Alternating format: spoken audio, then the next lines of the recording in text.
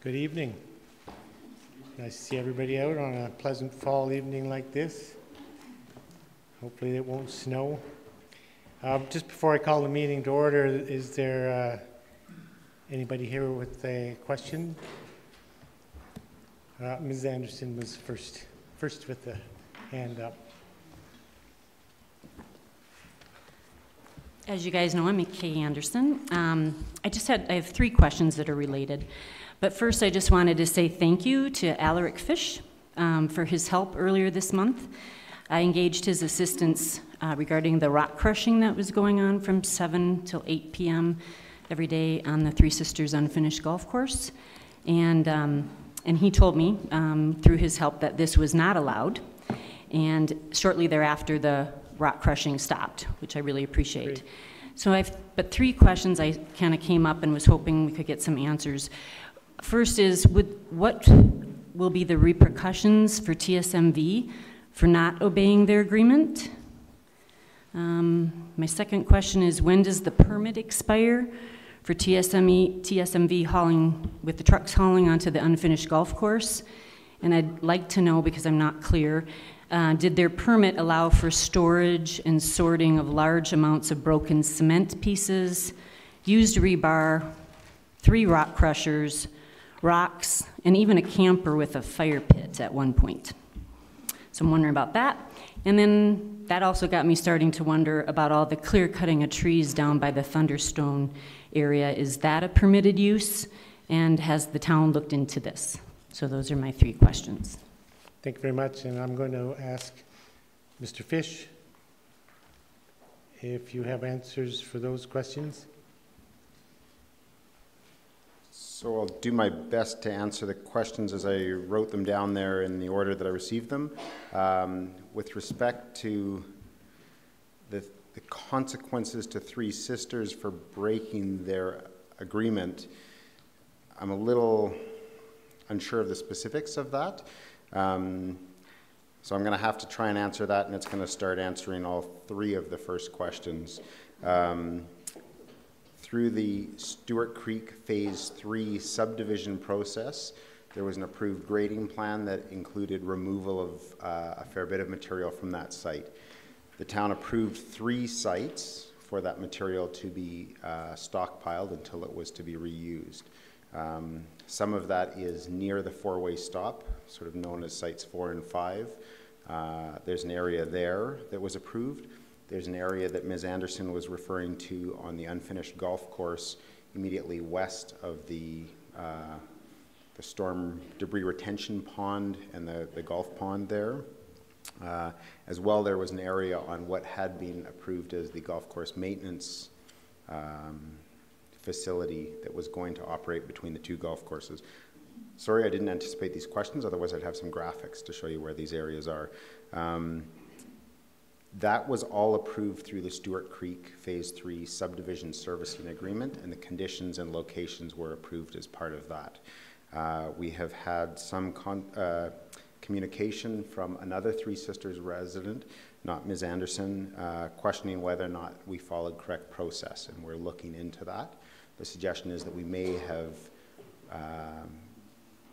the suggestion is that we should have required a development permit to permit that stockpiling, and so we're checking into that.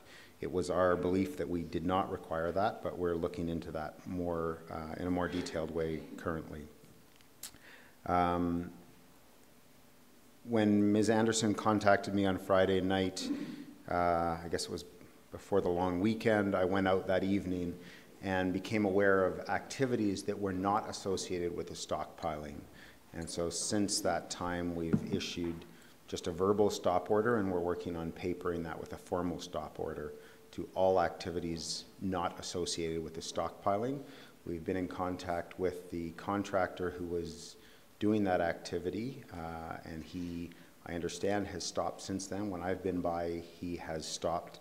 And so consequences for breaking the agreement was what the question was. There was no agreement for that activity. My approach is to address the matter and resolve it. I would need to check the bylaw. I suppose it's possible that there could be a small ticket for not, generally the tickets are for not following conditions of a development of permit approval. In this case, they had no approval to do that work, so I'm not sure that we were able to ticket them specifically for that. It's not outlined in the bylaw. So that sort of answers. The consequences are that we are dealing with it and trying to get it resolved.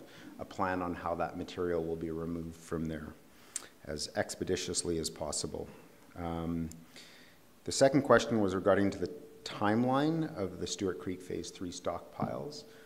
There is no specific timeline.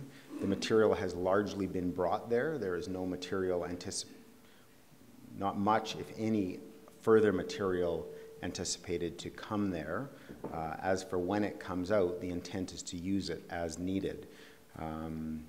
That depends in part on development in this Three Sisters area, but there are other opportunities, including some which the town may be looking for some material. If the debris retention structure in Cougar Creek proceeds, which we all expect it will, there will be the need for quite a bit of fill in that area. Other sites, such as the Palliser site, will also require fill. So we're looking at opportunities to use that, but there is no sort of end date for that. The third question I sort of missed. It was related to the storage and stockpiling of that material on site. And so that, again, has covered off under the Stewart Creek Phase 3 subdivision servicing agreement. The fourth question was regarding the Thunderstone area. There is a permit from 1999 that outlines 4 phases of mineral extraction from the Thunderstone area. The first 2 phases have largely been completed, and rehabilitation work has started in a very preliminary sense. And the intent, I was actually on site yesterday afternoon meeting with them, and would be likely in the spring of next year, spring, summer, to complete the rehabilitation of phases 1 and 2. Again, I'm sorry I don't have a map here. Primarily what people are seeing, and there's one section when you're heading west on the highway before you get to Dead Man's Flats, that the highway lines up and you look right into Thunderstone Quarry. Anyone on that highway, I'm sure, has seen it. So a lot of that cleared area is part of the Phase 3 and 4 area of the mining operation that was approved back in 1999. There are some conditions around that, and we're working with the owner to clarify those conditions and ensure those are being met. There is one area that was vaguely referred to as overburden and stockpiling, and that area, unfortunately, there are 2 arrows pointing to a general area in the 99 permit without any clear delineation. Some interpretation is that that area is quite a bit larger than the area which those 2 arrows point to. And we've discussed the possibility of rehabilitating that area. Ultimately, I think we'll wait and see what the Smith Creek area structure plan process yields, because that area would be significantly regraded. So that's the answer to what I had as the third or fourth question. Thank you very much, Mr. Fish. Just one follow-up question for my own sake. On the stockpiling that you indicate was permitted, in the general course of events, would the town be periodically going to see what's happening there? And yes. Yeah. So that's occurred through a period of stockpiling? The material was largely brought into that area over the course of the summer, and there were a number of concerns and questions raised by residents in the broader Three Sisters area, and so there were a number of conversations with the town around hauling and keeping the parkway clean and hours of operation, things like that. So yes, we would routinely keep an eye on it, certainly not a daily or a weekly state, but you know, a couple of times a year I think would be sort of normal, unless there was some event that suggested the situation had changed. Thank you very much. Okay. Another question from the public? Good afternoon, Council. My name is Tricia Botch, and just following last week's public hearing, I had a few questions to ask Council. I was taking a look at the public summary engagement notes that have been posted recently by the town on the land use bylaw update page, specific to the summary that involves stakeholders, business community, as well as BOTA. Is it possible to have the names of the individuals who participated in these meetings listed for public transparency? Stakeholder meetings? Yeah. Sure. And in future, there's no real clarity here for me as a member of the public about the process that we're engaging in for the land use bylaw update. I understand not from the town directly, but from other sources in the community that's going to go through a 3-phase change to be finished by December 2018. Do we have, we have sort of a schedule or a plan of attack for this first phase, but to put it all in perspective so that we can provide more rounded comment, do we know what those next phases are going to entail? Can that be posted on the website for public awareness? Yes, I'm sure it can be. Okay. And the other question I have is concerning employee housing. Right now, do we have the legislation we need to get the resorts to build employee housing, or are we trying to negotiate everything? That's part of the discussion that'll be underway. It started, but it won't be concluded for some time around employee housing. So at this time, the answer by and large is no, we don't have the legislation. The only applicable legislation is in regards to accommodation. Hotels and motels are required to provide some employee housing if there's more than 100 units. But other than that, there is no legislation that requires businesses to provide employee housing. When we're talking legislation, are we talking provincial legislation? No, or I'm talking municipal bylaws. Would we have the provincial legislation in the MGA to support those types of bylaws? Would inclusionary housing help? Right now there is no inclusionary housing. It's proposed for the MGA revision, which hasn't been completed yet. But it won't apply to, it's not going to easily apply to this particular issue, the inclusionary housing. Possibility of zoning in that way is more directed towards new developments.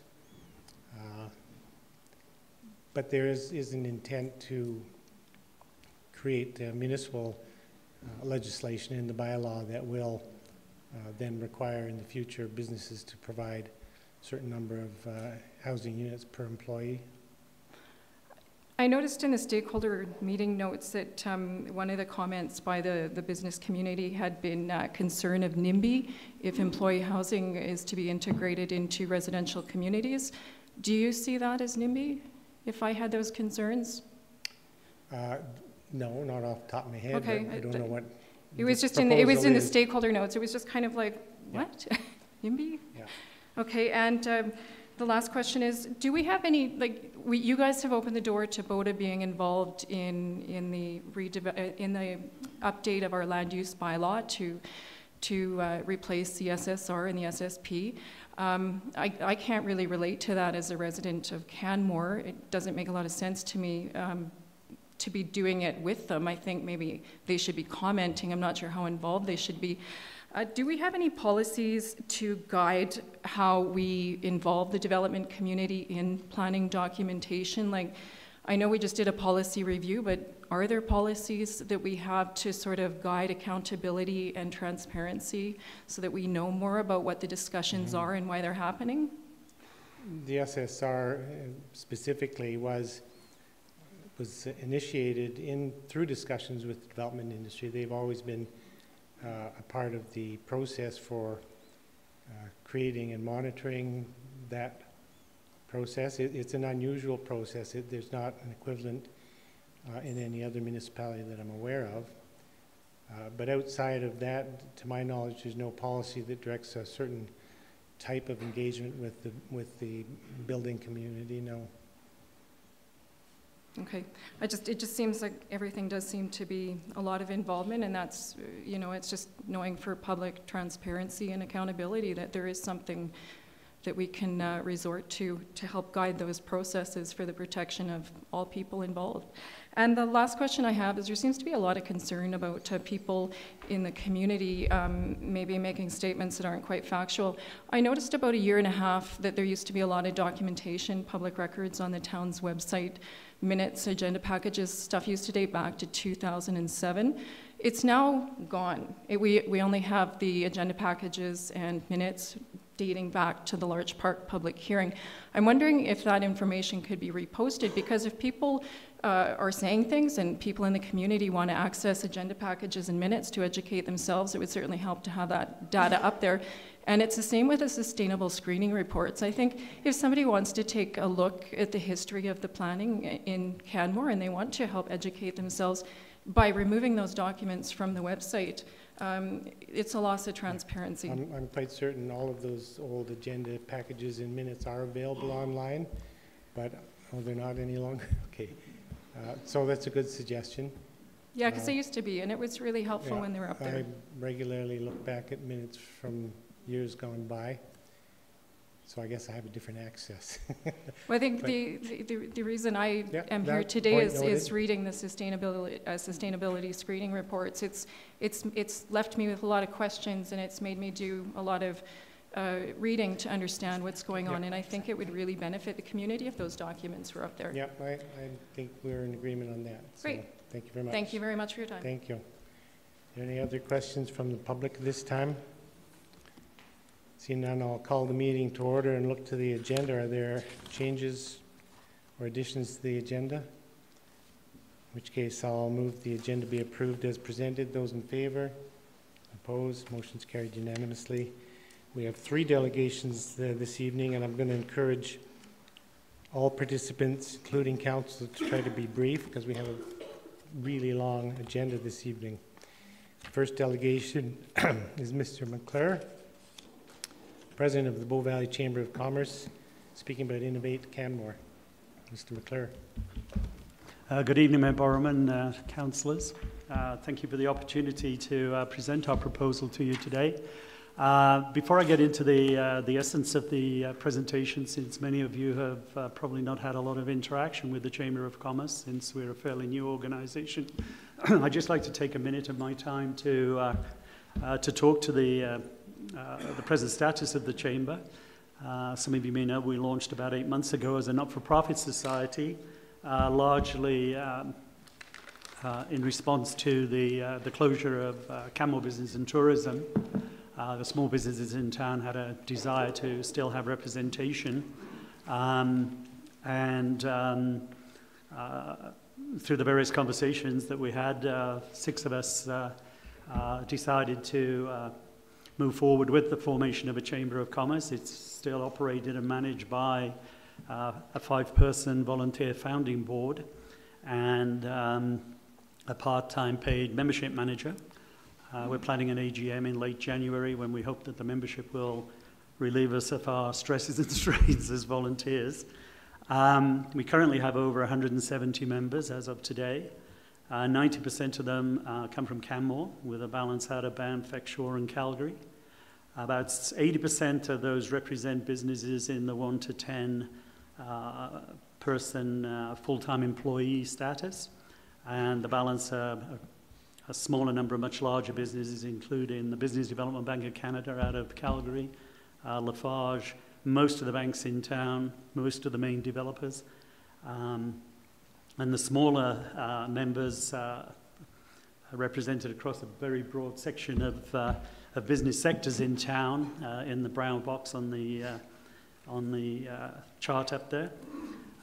As you can see, we offer a broad selection of chamber member services, which are reflected up there. I don't really need to talk to them unless it comes up in the question and answer session. But I'd like specifically to draw your attention to our Ignite Business Accelerator and Incubator program, because that is specifically what we're here to talk about today, or at least one part of it. Innovate Canmore is an initiative that the Chamber has taken We're presently focused on stimulating economic development at both the individual business level and, of course, at the business sector level. The two sectors we're working on are Innovate Canmore, which is a tech sector initiative, and we're working with the health and wellness sector with a program they're looking to put on in the fall of 2018. Both those initiatives have a steering group that's directing them. The Innovate Canmore steering group includes some of my colleagues who are joining me here today, Dr. Stephen Bates, Dr. Douglas Hallett, and Sandra Lemon, who most people will know. We also have a gentleman by the name of Ray Paul, who's the Executive Director of Innovation and Entrepreneurship at Mount Royal University. We're all long-time residents in Canmore. Ray Paul actually is a part-time resident here with an ambition to join us as a full-time resident. And we're focusing very much on the technology sector as a potential diversification initiative for the economy here in Canmore. Not only diversification, but also an opportunity to perhaps enhance our economic resilience beyond the dependence we presently have in the tourism sector. And this is, if you could just be so kind as to go to the next slide here. The proposal that we're talking to you today is basically the establishment of a presence in that tech space on a two-phased approach. Phase one, which is going to start in the fall of 2017 here, we're basically establishing a technology hub, a co-working space, focusing on research and software development. Phase two, which we anticipate will be in the 2019-2020 timeframe, we're looking to actually establish a research transition facility to basically monetize the research work that's being done in phase one. Now, our proposal to you today focuses specifically on phase two, but I'd just like to speak to phase one for a moment. The Chamber is moving. We have been incubating this particular initiative. We're looking to set up Innovate Canmore as a not-for-profit organization. It'll be self-sustaining. It'll be located in an existing office space. And the key to us getting this up and running is having access to the SuperNet, which, as you know, is not commercially available in town at the moment. But we've been working very closely with the town administration and with Axia, FiberNet, to see if we can get access to the net. And as of today, we have an agreement in principle from the Town Facilities Department, subject to a formal contract. And we have, it arrived this afternoon, I have a contract to review from Axia that we can access the SuperNet feed into Elevation Place. And then basically we'll transmit it wirelessly to a receiver on top of our office building, which is line of sight with the transmitter on the top of Elevation Place. So we're fairly confident now that we'll get the Super Hub going in the fall. We have probably 8 to 10 individuals who are interested in coming in and doing this research work there. A large part of the success of that initiative will be dependent upon us establishing close working relationships with the research facilities at the University of Alberta, which my colleagues will talk about in a minute. Phase two, which is the focus of our presentation today, is looking to establish a research transition facility here in town.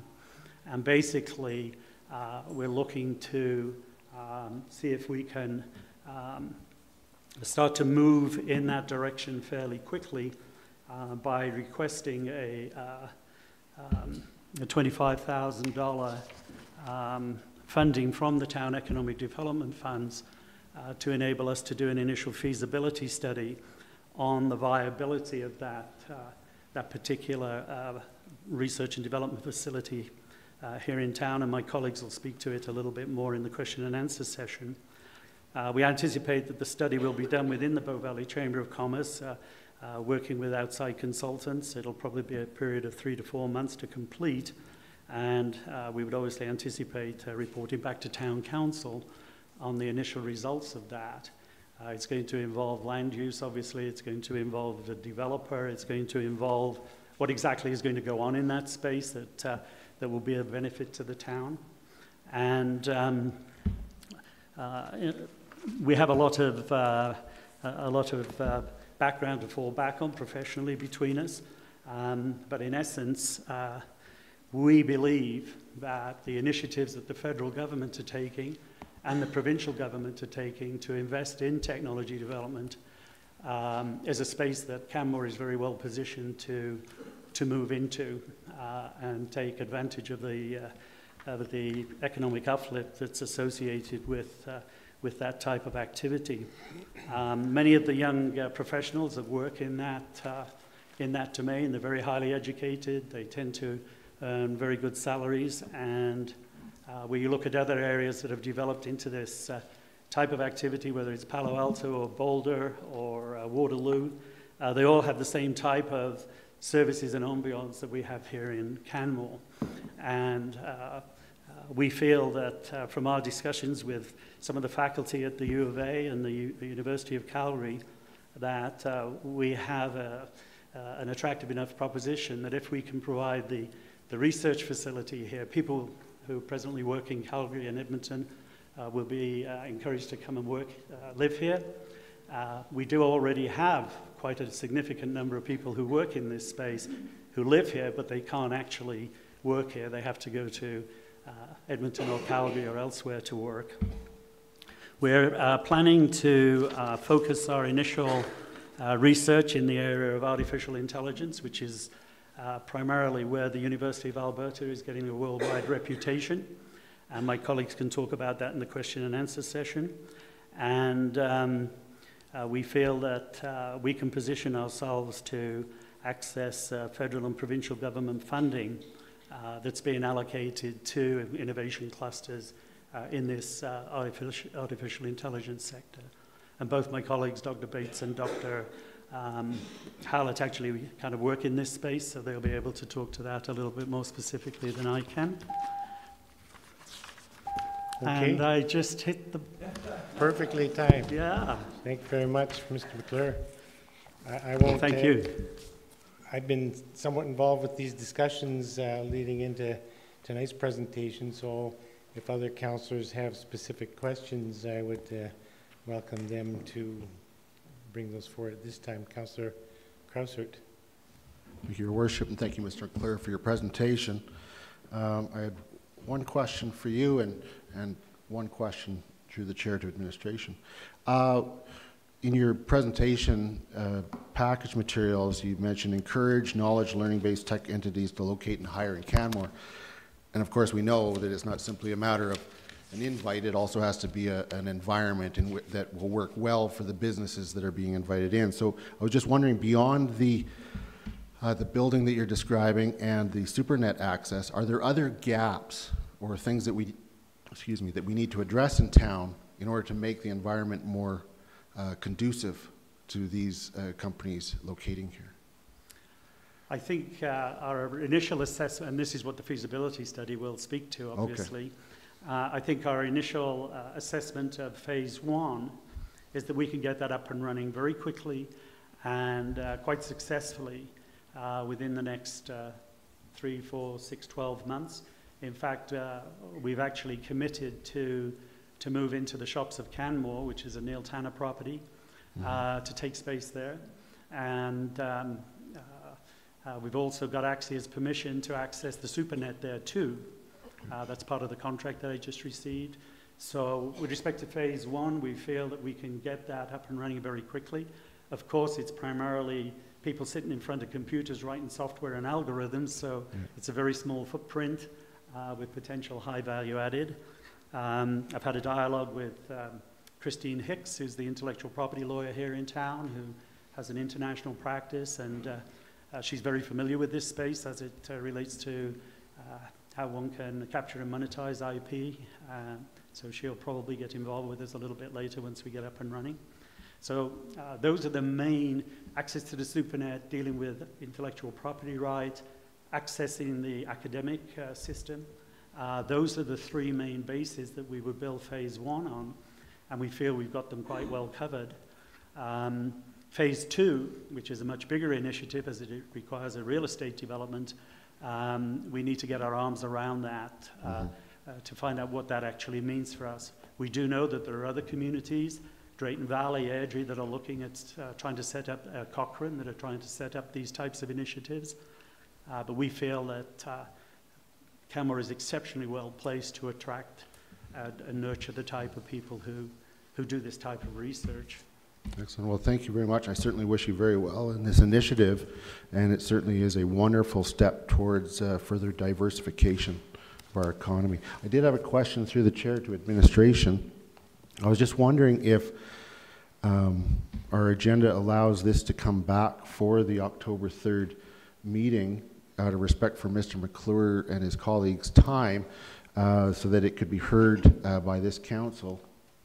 If there's a change in council, obviously there would be a gap in knowledge for at least some. So I was wondering if it could come back on the 3rd. Yes, our normal process is that this would come back at council's next business meeting, and then you would either potentially feel comfortable to make a decision at that point, or direct administration to do more research and come back with a recommendation. Great, but yes, it can. Great, thank you. Councillor Sanford. Thank you, Your Worship. Thank you, Mr. McClure, for your presentation.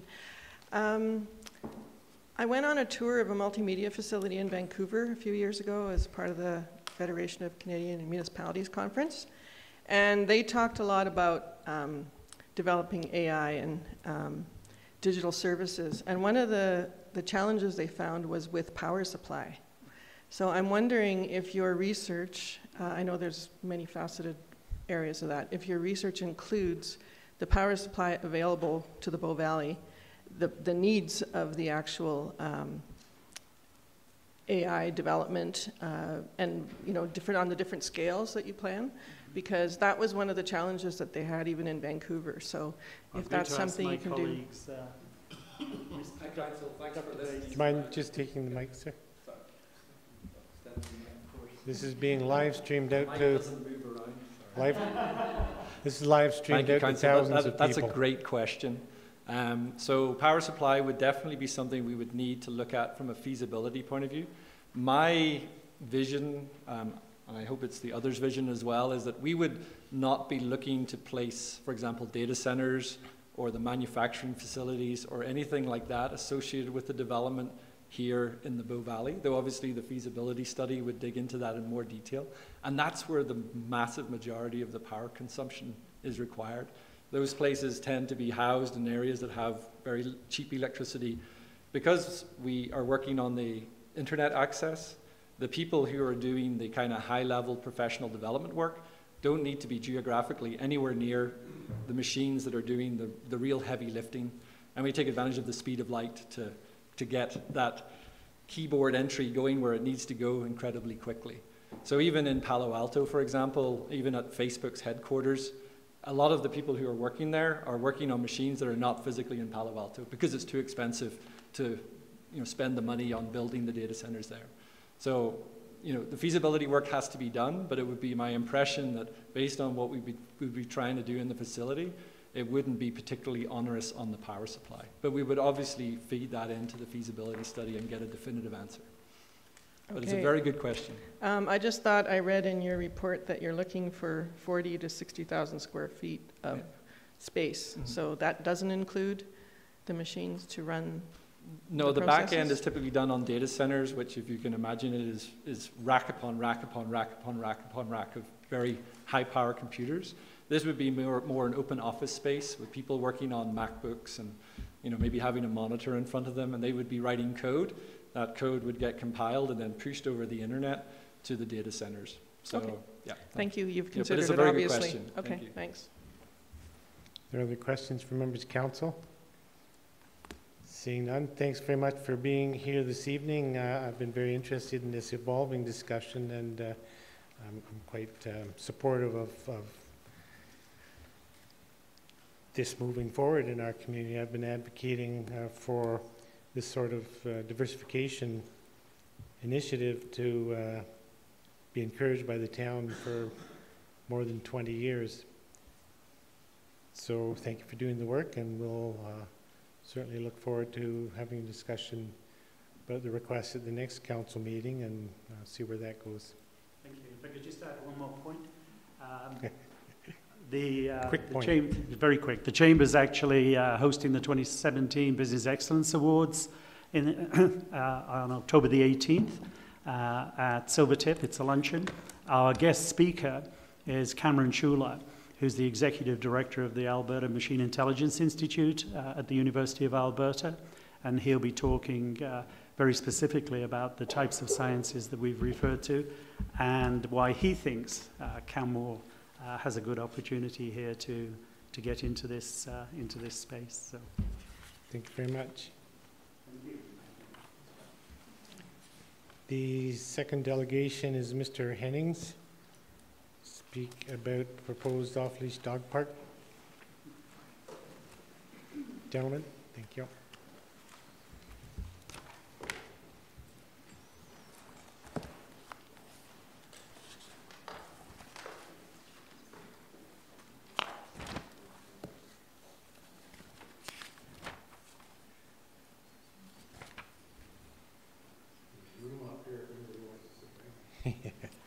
Lots of room.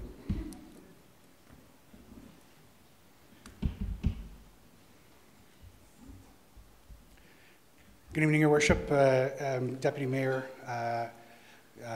administration, and councillors. Thank you for giving us the opportunity to speak to you this evening with regards to the proposed Hubman off-leash dog park area. My name is Brian Hennings. I'm from Warren, Benson, and Amante. My colleague, Mr. Mark Shulz, will also be speaking to you this evening following my presentation. For ease of and for continuity, we've tried to combine and streamline this as much as possible to avoid repetition, but I will deal with a few housekeeping points. First, the matter of who has retained us. We're currently retained by approximately 30 homeowners in the Three Sisters areas. We are able to provide you a list of those people for your own records and for the tallying required by council if necessary. I will be referring to a number of studies this evening. Those can be provided by through the administration. I've had recent contact both with Ms. Hyde and Ms. DeSoto. You have both of my letters of the 24th of August and the 1st of September. For the sake of brevity this evening, I won't rehash a great deal of that, but if we don't broach one of those topics, we're certainly not conceding those points addressed. We are waiting for FOIP response from the council. We entered a request for freedom of information earlier in in September, and are expecting that response in advance of August 5th, and certainly we would hope to have it in advance of October 3rd and October 5th in case we're back here at the next meeting on October 3rd. This is our overview of what I intend to address this evening. I'll be addressing the 3 points. My colleague will be addressing the balance.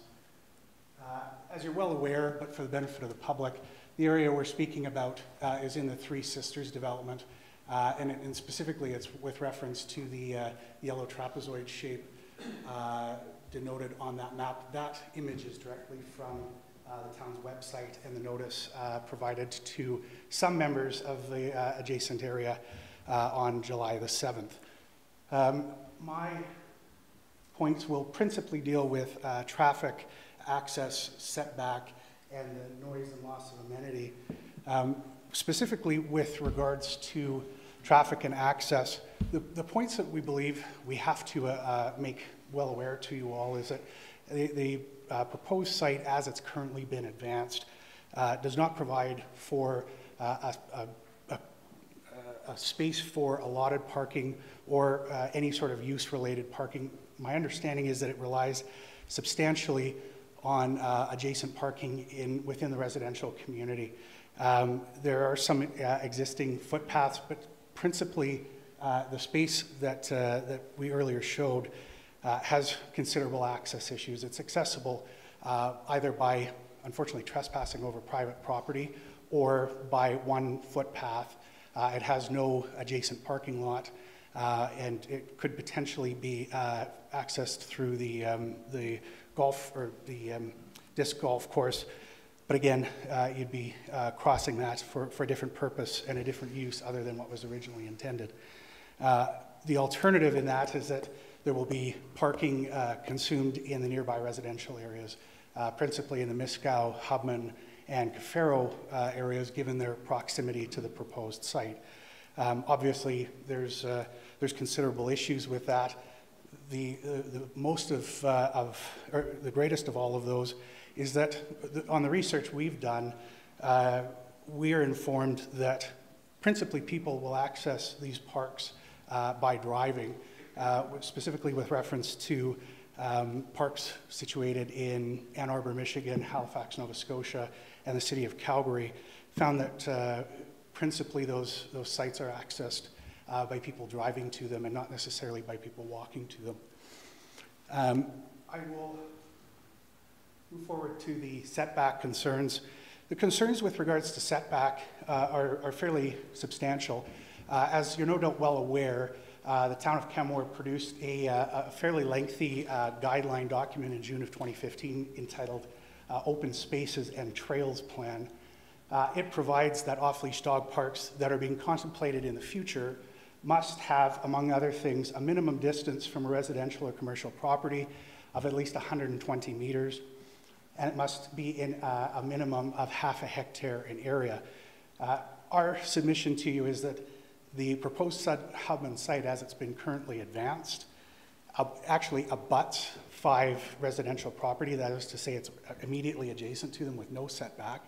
And at least 30 private residential properties fall within the 120-meter setback area that is proposed within the town of Canmore's own guidelines and own proposals set out in that document of June 2015.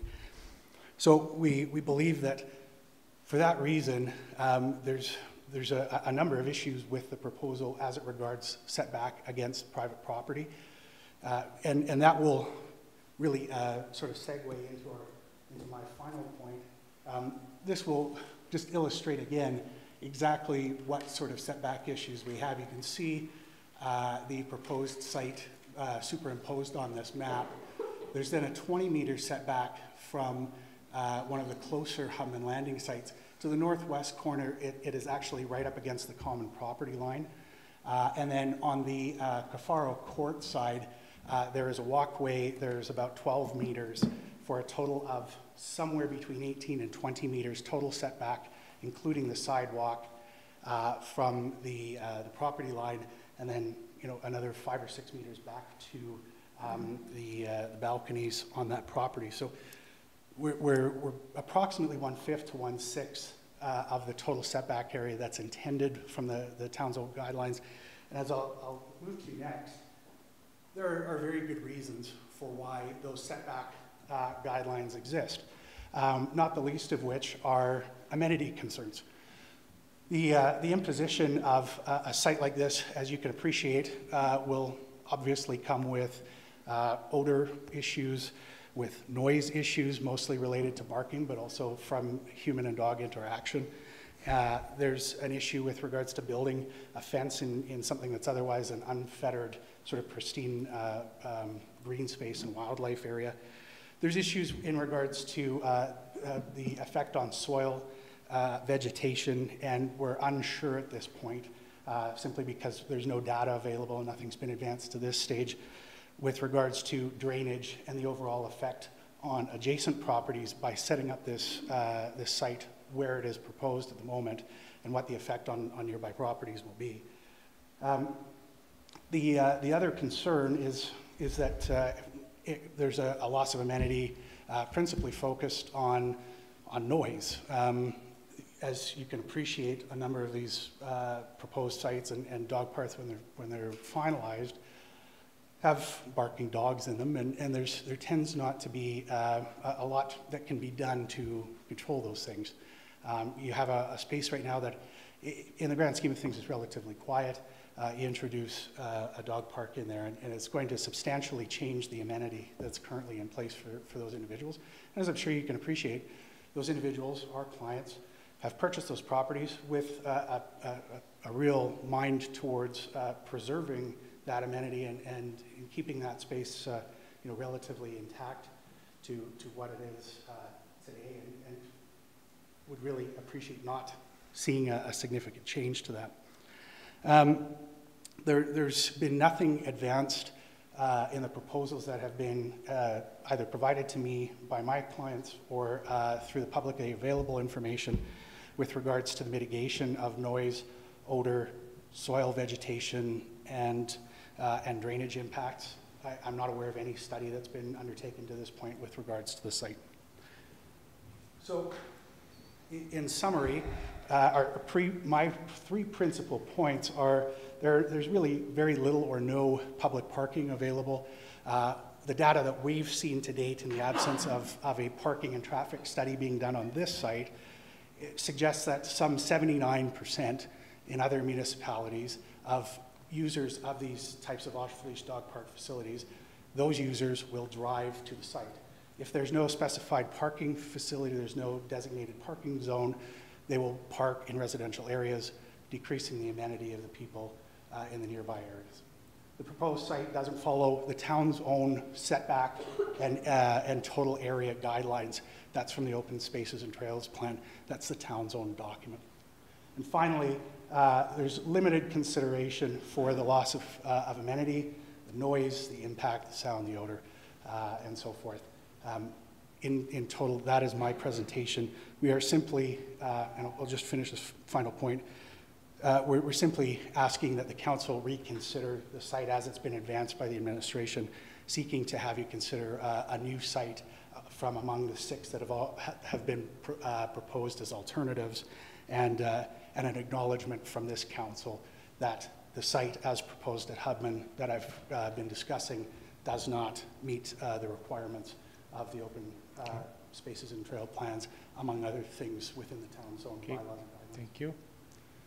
I think it'll be easier if we hear from the other delegations, since you've decided to join forces on the presentation. Sure. And reserve questions from council to be directed to either or. Speak to those in concert. So, good Mr. evening. Shulz. Yes, good evening, my worship and council and administration. For the record, my name is Mark Shulz. I represent DD West LLP from Calgary, a law firm. And of course, with my colleague, Mr. Hennings, we represent a fairly large and sizable collective of local residents. As my colleague has already indicated, I will split the remainder of the presentation to myself. My 3 areas of concern are going to be regarding the wildlife corridor, the enforcement issues, and also the property value. As you may or may not know, the area that is in discussion to date was once going to be a golf course. When that project fell through, people like my clients saw an opportunity and saw a beautiful open area behind them and said, hey, I've got an option here. This option of now proposing to put a structure in the middle of that area is of great concern. I mean, my clients would easily talk to you about the fact that every morning they enjoy seeing the elk huddled out there in the back, nestled waiting for the sun to rise. That is something they want to continue to see. That is why they paid the money they did to come out to do that. This is not about the poop, but hey, it's good evidence of it.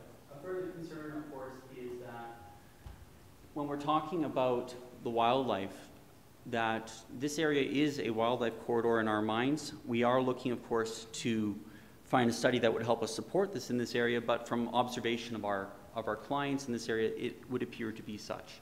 Obstruction of that area seems to work against the principal idea here that we want to reduce the number of interactions between dogs and animals and humans and animals. I mean, as the summer indicated, when we had to close some of our other dog parks because of bears wandering around, all of a sudden you have a bunch of dog owners that don't have a place to take their dogs for a free run.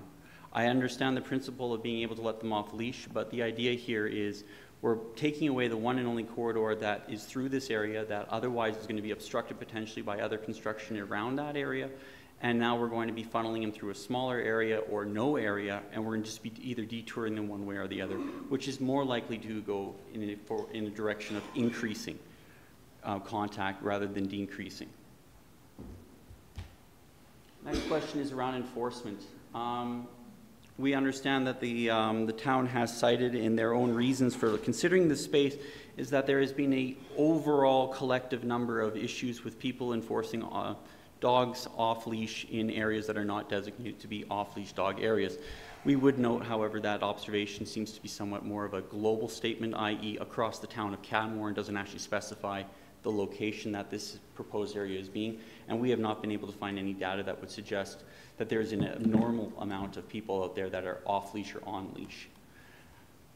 That said, obviously we want to see enforcement, but as of right now, the plan as it is presented does not suggest or provide any insight of how the town would suggest that there would be better enforcement of bylaws to A, provide support for the potential nuisance issues that would come with this proposed site, and or dealing with the fact that we are going to have a confined area where there's going to be dogs that will or may not be properly behaved, and as we've seen with other places, need to potentially be enforced properly.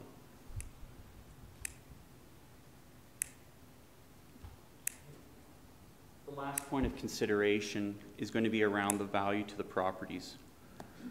Again, due to the very rather rapid pace that council has proceeded to move through with this proposal, there has been, from what we can find, no studies suggesting on what the actual impact in this area is.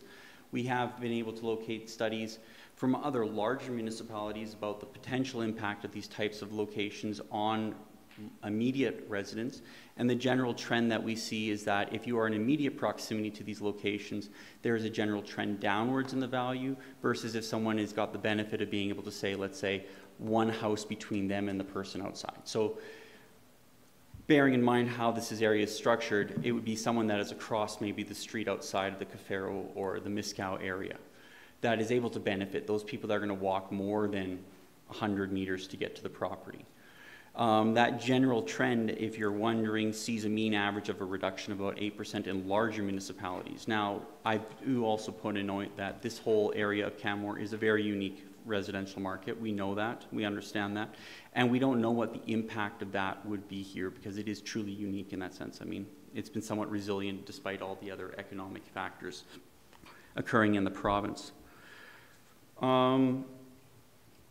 I guess the other issue on property value was that when this procedure went through and when the town was seeking insight, only the clients of ours that actually received notice in the mail were those that were truly adjacent to the property. No one else within a cul-de-sac, let's say, if we were to go back to the photos that we had prior, showing a cul-de-sac like in Cafaro Court, only those properties that were truly adjacent got it, despite the fact that someone that was one house over, so an extra 10 meters, 25 meters over, was not receiving any information about this, and they had to find it secondhand. Now we do understand that that was done through a website ad, and there was a minor blurb in one of the open free papers. But again, it seems somewhat disparaging given that all of these properties are of considerably high value, yet only those that are truly in absolute proximity are being impacted, but yet everyone will be impacted. Because reality is if there's cars, or as my friend has talked about, occupying public space to park in what is a residential neighborhood, it's going to impact everyone. Subject to a summary, which I can just say in short is, technology. Disappeared. Oh, well. Microsoft error. Well, time bearing in mind, I will just summarize as such, and I can provide you the summary. It's quite simple. At this point, our clients have sought that we would look to find that the proposed area as right now is a well-known area to be active with wildlife. We would like to see this area remain to be active with wildlife, or at least steps to be showing how we're going to handle the potential increase of wildlife dog interactions in these spaces. Two, that right now as it stands, the area is not poorly, from what we can see anecdotally, that there is not a lot of evidence to suggest that this area is chronically worse than anywhere else in the city for off-leash bylaw infractions, let alone we have not actually seen many bylaw officers in the neighborhood to do general enforcement. So I guess the question is what will the town be doing if they're going to proceed forward, which we would hope they do not, go forward to that point of considering what additional bylaw support they're going to be putting in there to ensure that people are using the park in that area, given its uniqueness issues, properly.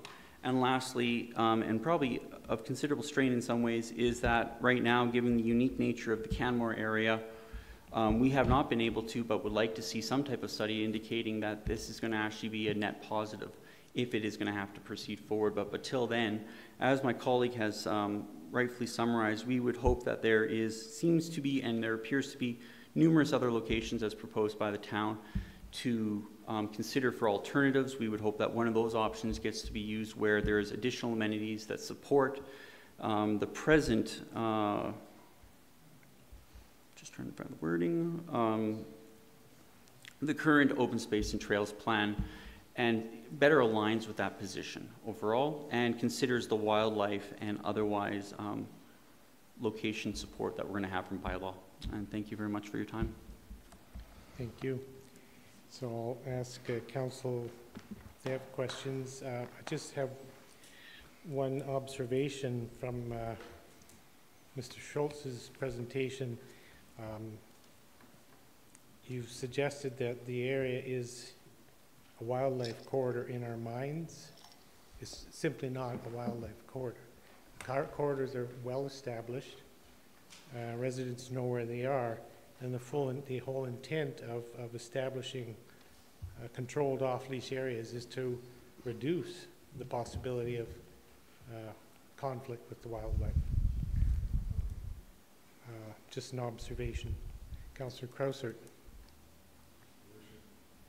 Thank you, Your Worship. I was going to speak to that as well. Where to start?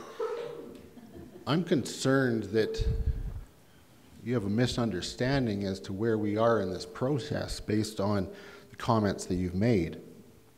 In fact, you're answering a question that hasn't even been asked of council yet, let alone decided. So I would really like to know, since we're receiving all second-hand information, which we've already received directly from our residents, what are your qualifications with regards to speaking to these municipal matters? Is this something that you normally present to councils? I saw on the website Mr. Hennings has some municipal and regulatory background, but nothing in his firm, and the opposite in Mr. Shulz bio. So if you could just speak to, since you're representing people as and being brought on as experts to represent them, if you could speak to your understanding of the municipal process that we're in, please. Sure. Sir, I've been involved in... Sorry, could you just speak into the mic? I've been involved both in the province of Alberta and in the province of Manitoba with regards to a number of municipal issues. I have acted together with a cohort of council to assist other municipalities in Manitoba with the preparation of bylaws, the revision of bylaws, the amendments and changes of definitions of uses. I've appeared on behalf of homeowner groups in southern Alberta for the purpose of resisting applications with regards to changes in uses and proposed development flowing on from a change in use. I have had considerable expertise in the broader administrative law realm. I've appeared in every level of court in Alberta and have appeared in the Federal Court of Appeal in Ottawa with regards to regulatory matters generally. At the municipal level, I'm very proud to say that I've represented cohorts of homeowners, much as I am here this evening, in trying to give a unified voice, I suppose, to the concerns, the outlying issues, and really the considerations that maybe are being undertaken but haven't yet been finalized, and try to, prepare an adequate and complete record for council to properly base its considerations upon. I think that's principally our focus here, is to make sure that before council engages in a fulsome consideration of this matter, that they have a complete, adequate, and fully disclosed record from which to reach those decisions and form those resolutions. I think if that doesn't answer your question, I'm certainly happy to answer any follow-ups, but I think I can pretty safely stand on my CV with regards to the people whom I represent, and I feel as though, while I appreciate your question, sir, I feel that I'm more than adequately equipped to speak to these matters before council this evening. And I did see in the last 3 years you've accomplished a lot of things. My question though was, is this a normal thing that you would do, is to come present to council at a point before we've even considered the question? Absolutely. One of the key, where have you done that? At the municipal district of Pincher Creek. We've made written submissions before.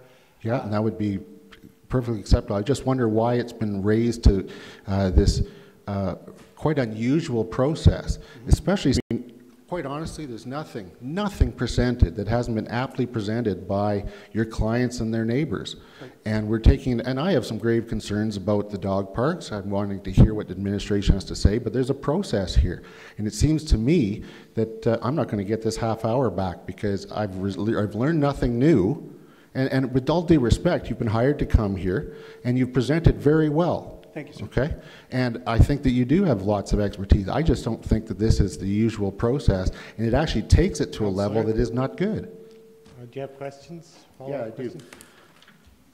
Mr. Hennings, then, with regards to your municipal background. Oh, well. Or Mr. Shulz, sorry. Thank you, Councillor. Well, realities are is that myself am called both in the province of Alberta and Manitoba. I've practiced and represented clients at all levels of the judicial process in those provinces, and also operate within the provinces of British Columbia and Saskatchewan. My firm principally has a considerably large arm in municipal practice law. Myself, I only act in the situations of litigation, generally speaking. And I will admit that this is my first time representing myself before council in this nature or form. Saying such, and I do understand that what you're suggesting is that we're coming ahead of the ball on this. Our clients, though you respectfully suggest have already communicated with you on this point, evidently didn't feel that the message was being taken care of properly, because they have hired us to bring us here for that conversation. 2, more importantly, we have both outstanding applications for Freedom of Information requests. Unfortunately, due to process and procedure and the timeline that was provided to us by administration, which was on September 1st, we provided letters. We have a delay because of the long weekend. Then we provided the FOIP requests were provided shortly thereafter. We have been both informed that we're not going to be receiving documents well past this date. If I had been provided those documents in advance, that would have maybe helped me reform and reframe my presentation to you, but I can only base what I've been provided in the public document forum. Our request and my letter was to have those documents provided, and we were informed, rightfully so by administration, that we had to go through the proper administrative procedure of a FOIP request. That was what we have done, but yet we haven't been able to provide. So I apologize if we've wasted your half hour, but my clients do feel that this was worth the time and their money to have us come here and at least ask the questions of council, so that we can be satisfied at that point, and create a record as such. And Councillor Krausert, I will just follow up with one more point. One of the key reservations that has led my practice and the practice of a number of other municipal lawyers that I communicate with through section meetings and other forums throughout the CDA and other groups, is simply that you're on sort of two sides of, or you've got a unique issue in the area of municipal law. Most notably, that you'll have delegations of private individuals who will come forward make presentations to council. They will not take it upon themselves to ensure that, or just for lack of knowledge of the process, will not be aware of the requirement to put or to ensure that that the record before council, prior to making considerations and rendering a decision, is complete and has all of the information, positive, negative, studies, data, research. Oftentimes, private individuals who will appear at these first instance meetings before council will not put an emphasis on building a record. And as you're no doubt aware, that is a fundamental part of how these matters progress through development appeal boards, through the judicial review process, if necessary. It is fundamental and crucial that the record before council today and again on October 3rd is complete, fulsome, and accurate, and fully comprises the concerns of everybody who is potentially affected by this decision. So it's for that reason that I have made it my practice, and I'm aware of others, who have said, let's try to make sure that the record is adequate, complete, and so on, because often, again, as you're no doubt aware, once you get into a statutory appeal process, or you get into a judicial review process, the record is fixed. And while we can request it from council, we can't adduce new evidence. We often don't have the ability to even ask for leave to introduce new evidence.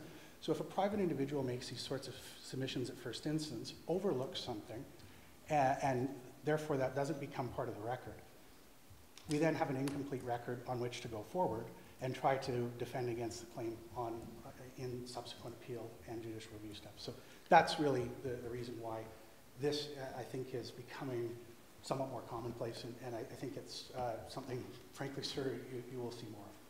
Yeah, well, that's sad. Unless there's questions for clarification, in the interest of our heavy agenda,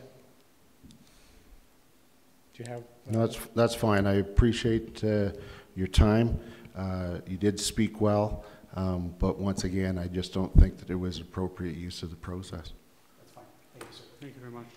And not with further questions, but more as observations, similar concerns that Councillor Krauser's voiced.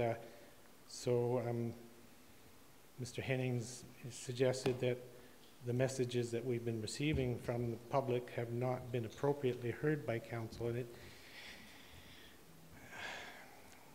council hasn't discussed that, so it's impossible to know whether the messages have been appropriately heard or not. And I have to be honest, we have received many messages, letters and emails from residents of Canmore, both with strong support and strong opposition to the proposed dog parks. And I've read all of those messages, and I'm certain that all of council have, and I take them to heart. And I really don't understand what the added benefit is in having lawyers address council just to simply repeat the points that have been well made by residents of Canmore. And to be honest, and you started talking about judicial appeal process, and it feels like a veiled threat to have lawyers standing in front of council. It's extremely unusual in this municipal, at least in the town of Canmore, and I'm certain through other municipal councils, to have their council chambers used to simulate a courtroom. Regardless, you were hired by people to represent their perspective. You've done that, and thank you for being here. Thank you, sir. I hope people will wait until council actually makes a decision before prejudging what council's decision might be. Thank you. Thank you, sir. That I will move on to approving of minutes. or I'll just let the hub and landing folks leave.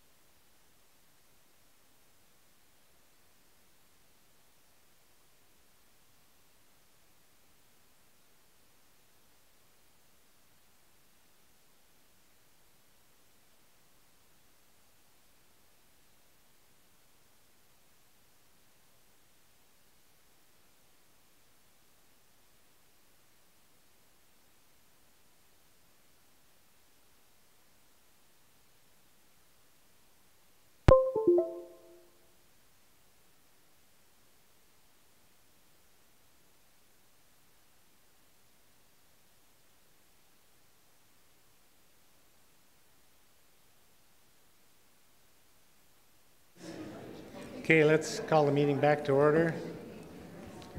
Moving on to approval of minutes, the minutes of the August 15th regular meeting of council. There errors or omissions? Seeing none, I'll move they be adopted as presented. Those in favor? Opposed? Motion's carried unanimously. Looking to the minutes of the August 22nd public hearing for the MR disposition. Are there errors or omissions? Seeing none, I'll move they be adopted as presented. Those in favor? Opposed? Motion's carried unanimously. Looking at the minutes of the August 22nd special meeting of council, are there errors or omissions? Seeing none, I'll move they be adopted as presented. Those in favor? Opposed? Motion's carried unanimously. We're moving on to item E1, the Lot 28 MR disposition of at 201 Stewart Creek Rise.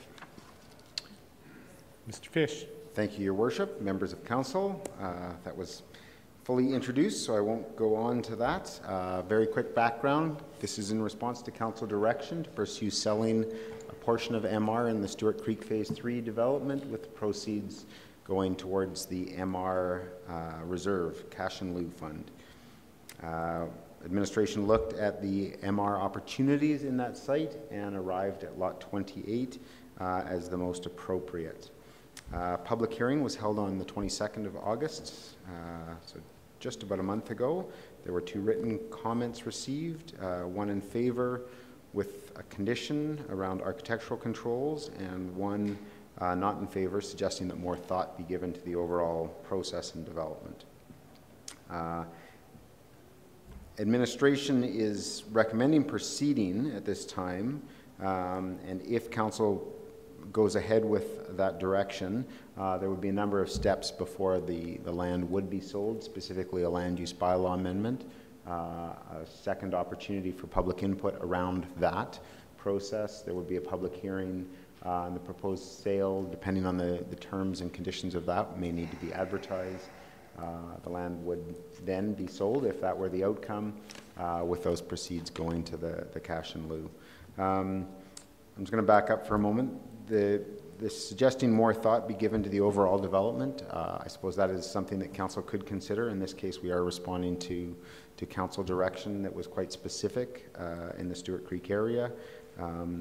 We have had some discussions with the original land developer, Three Sisters Mountain Village, regarding the architectural controls. It's not something that the town is necessarily opposed to, but it's something that we would want to investigate a little further. As outlined in the staff report, the town doesn't generally register architectural controls. There are some instances of that where municipalities have done that in the role of developer.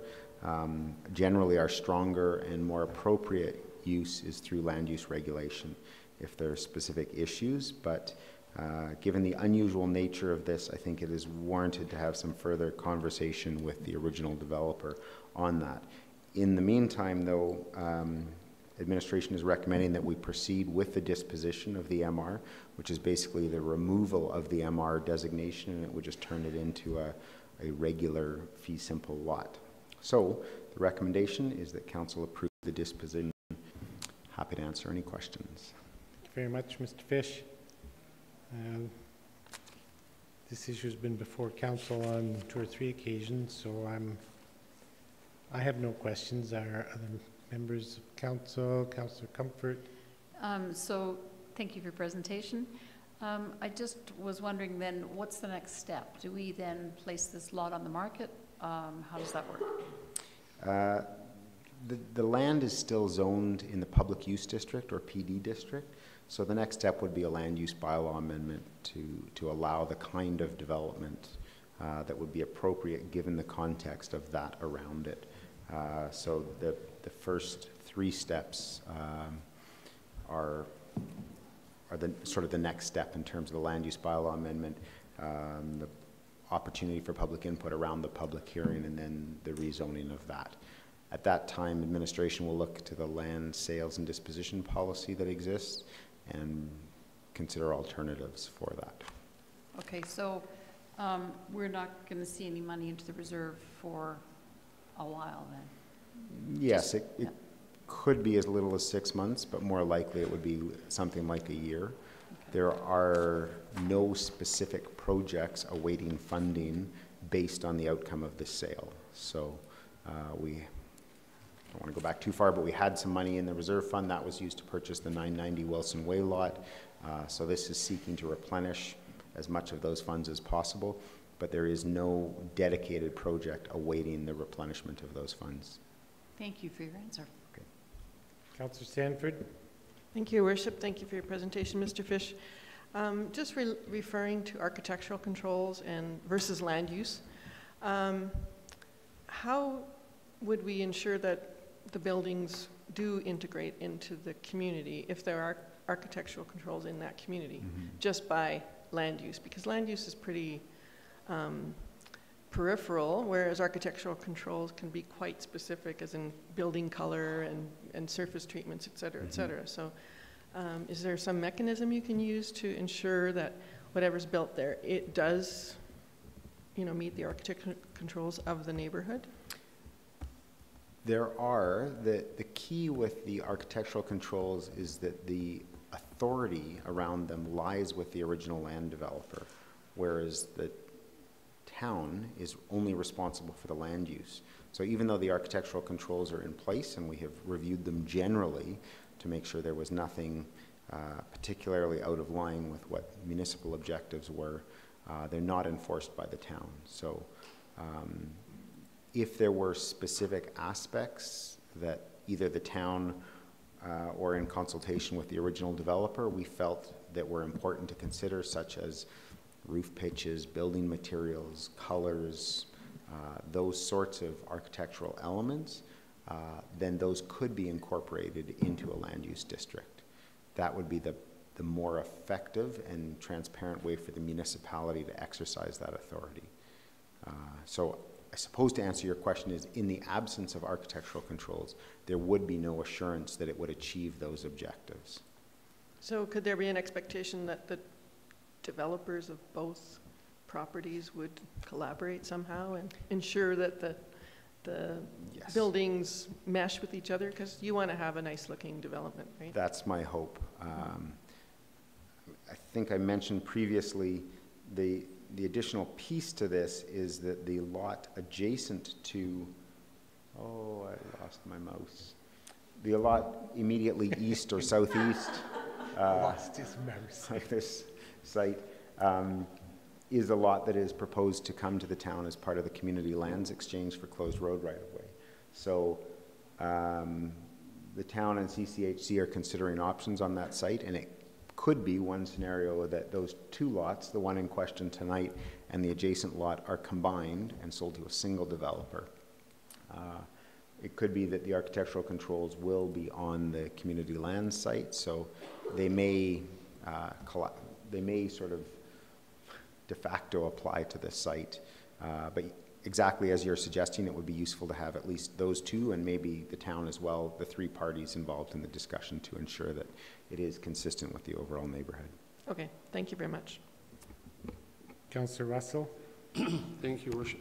Thanks, Mr. Fish. Just because of the little oops we had with the 990 Wilson Way, and I appreciate when you said there's no priority, but could we kind of possibly just get this one done and closed?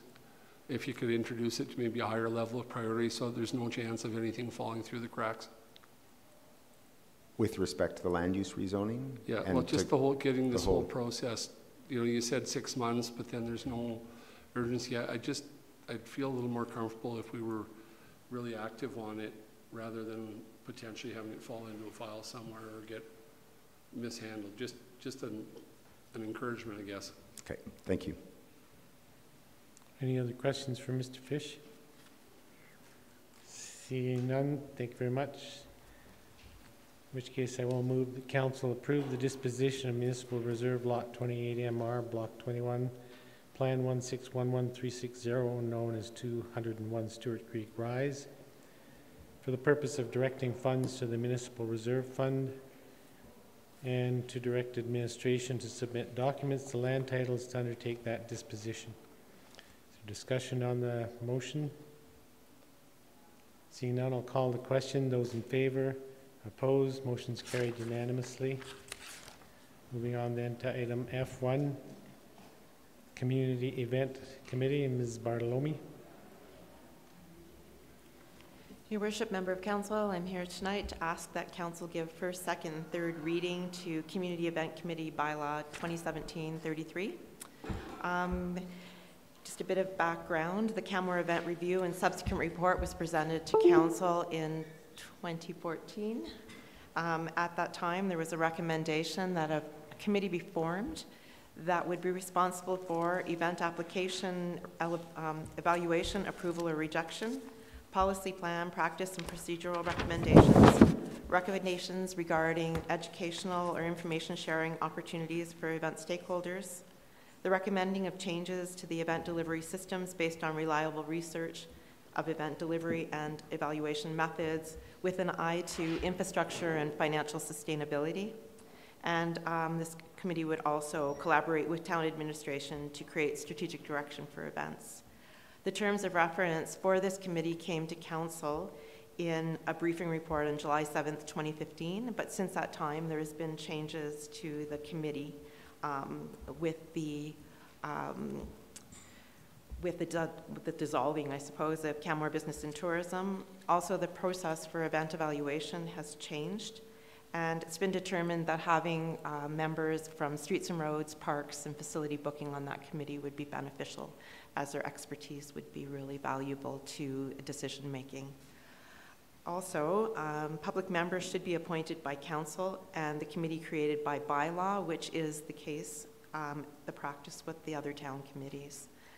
The committee will be made up of the following 9 members. It'll be the supervisor of arts and events, or the designate, and designates are available to all these town positions: supervisor of streets and roads, supervisor of parks, and the facility booking coordinator. We would also like to have 1 member of the BRZ on this committee, 2 members of the public, and 2 members that are event producers. Events have grown in numbers and complexity, and legislation has become more stringent lately. And there's been a higher demand on town resources, both human and infrastructure, making coordination of events, construction projects, and regular operations key to municipal planning. It's been important also to community and event stakeholder success that we coordinate all things that are happening in our streets and our parks so that everybody can be successful, whether it's a construction project or an event. Because of this, we would like to have an engaged, informed community and that will assist us in making decisions, as well as event producers that are directly impacted by the decisions that are being made. Administration will continue to be responsible for overall event management, including communication with event groups regarding approvals, conditional approvals, or rejection of event applications, board and community development through coaching and mentoring, interdepartmental coordination and communication, and the town staff will be non-voting members of this committee. They'll be there for advice, I suppose, and just information. New responsibilities will include the chairing of the event committee, regular reporting back to council by briefing reports as required, and record and agendas of minutes filed with Town Central documents on the website. Council will continue to approve department budgets and act as an appeal board for events who are unhappy with decisions made, but new responsibilities will be the appointment of 2 public members to this committee. Stakeholders have been engaged since the beginning since November of 2015 as members of this committee and as members of the committee, the 2 public positions, but as BRZ and also events groups. So I'm just asking again for second, third reading of this bylaw. Thank you very much.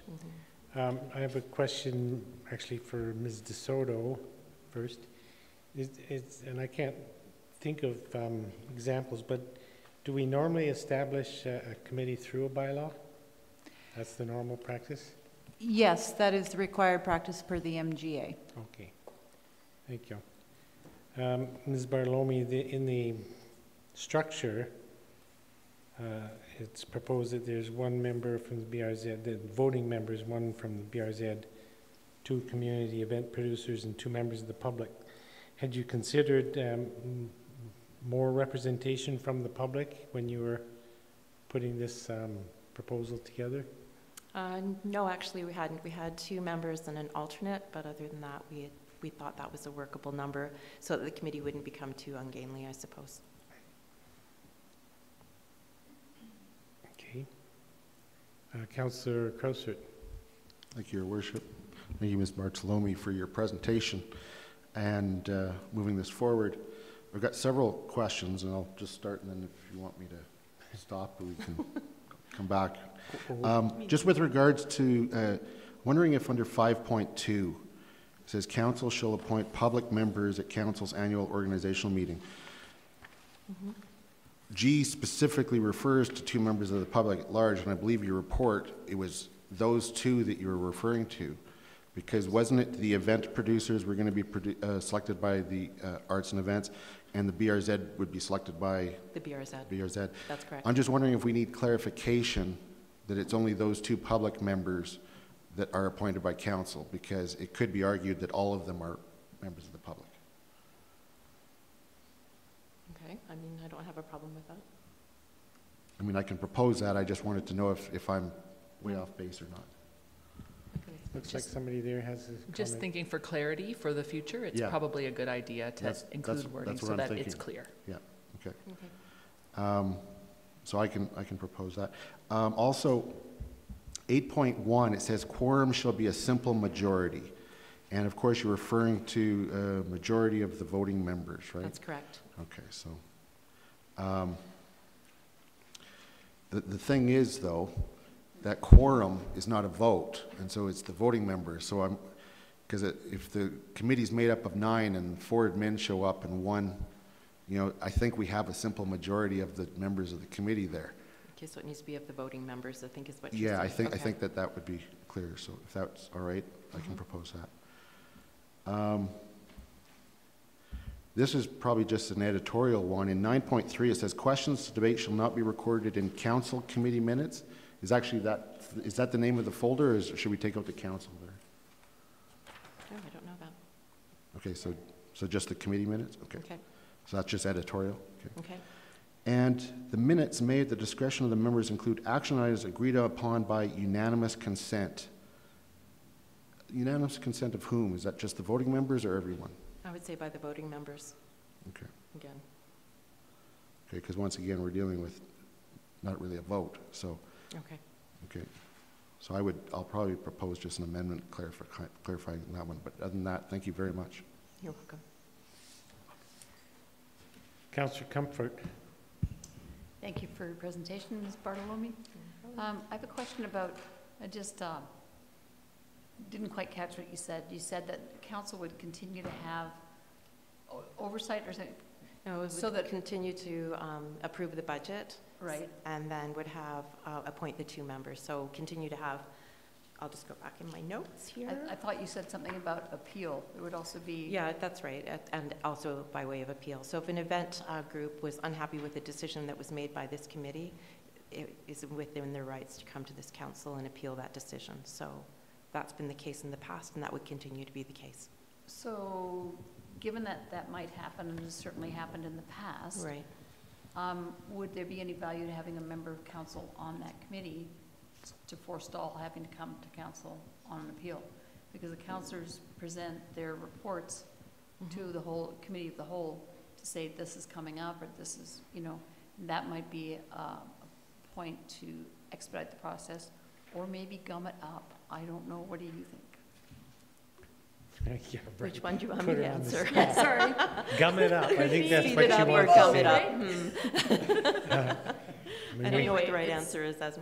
I don't know if I want to propose an amendment, but would there be the possibility then, if later on, I don't know, we faced numerous appeals and it became evident that it might be useful to have a member of the council of the day on that committee, how easy or difficult, through the chair, to amend, would it be to change that Amend the bylaw. specification? And Just that's fairly straightforward. Pretty straightforward. Okay. So I'll leave it alone then. You're off the spot. I mean, I'll remind you, Councillor, that we've been intentionally reducing the number of committees that councillors are appointed to for good reason, but maybe. Councillor Sanford. Thank you, Your Worship. Thank you for your presentation, Ms. Bartolome. You had mentioned that the BRZ member would be appointed by the BRZ, so Correct. there would be a meeting to determine who that appointee would be. And Arts and Events would appoint the 2 event producers. Now, what would you do in a situation, what is going to be your selection criteria for the event producers? How would you choose who gets to represent? In the past, we've looked for event producers that have been with either a large event and a smaller event sort of thing, just so we have a good perspective on what generally events need. Primarily, it's been events that we've had good relationships with, good solid relationships with, that have gone through the event approval process more than once, so they have a pretty good understanding of what the process is, what it looks like, what makes up a good event, you know, so that when they're thinking about it, they can think about it in a very holistic way, not I like this or I don't, but these are the things I like about it and this is why, more from a behind the scenes sort of way. So sometimes the more complicated events are actually better to have on the committee because they offer greater insight into event production. But we have tried, to have different types of events. In the past, it's been the folk festival and somebody from RMCC, so completely different types of events. One using roads, one using parks, so that they're not all looking for the same thing or wanting the same kinds of things.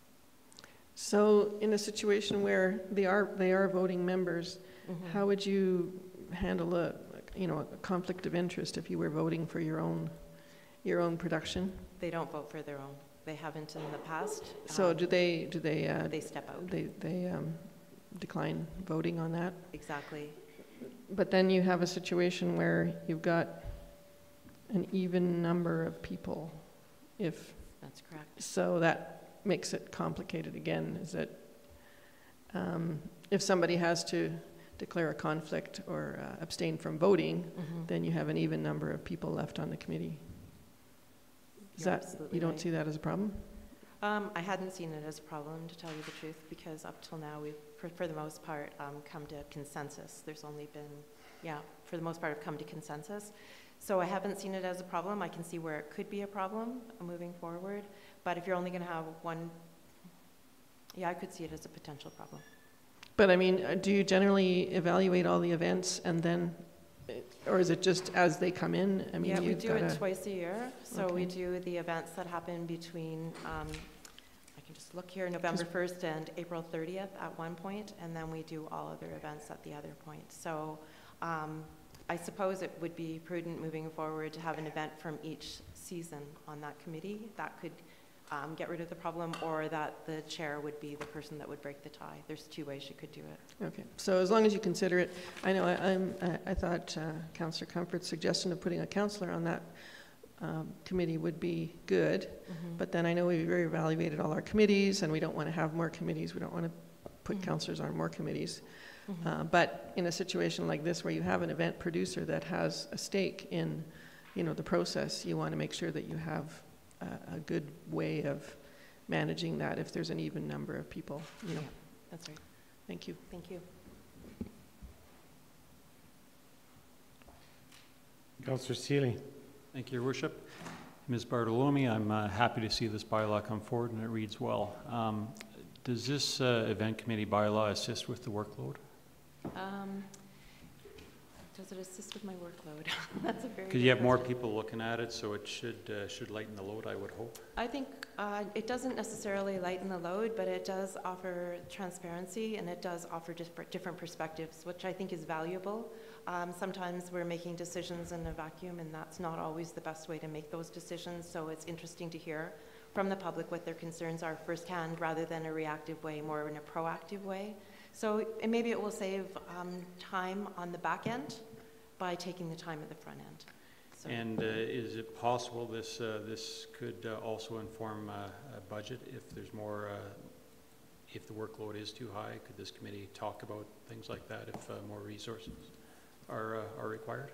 I think it would inform budgets in a way that there might be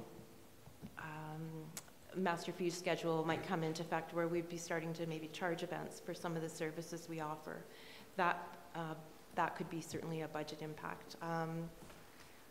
Yeah, I would think that they'll be looking at things.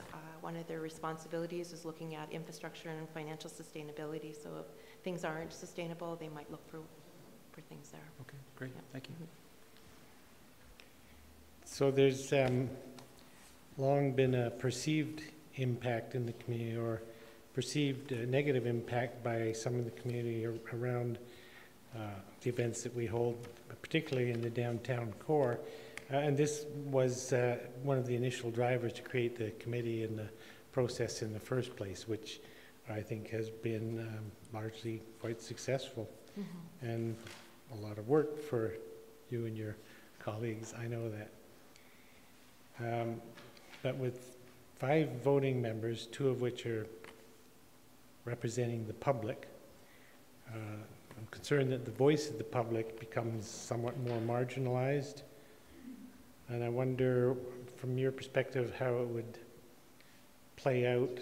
I can imagine, but from your perspective, how it might play out if there were 3 members of the public which would also be voting, so that would result in 6 possible votes if everybody was at a meeting.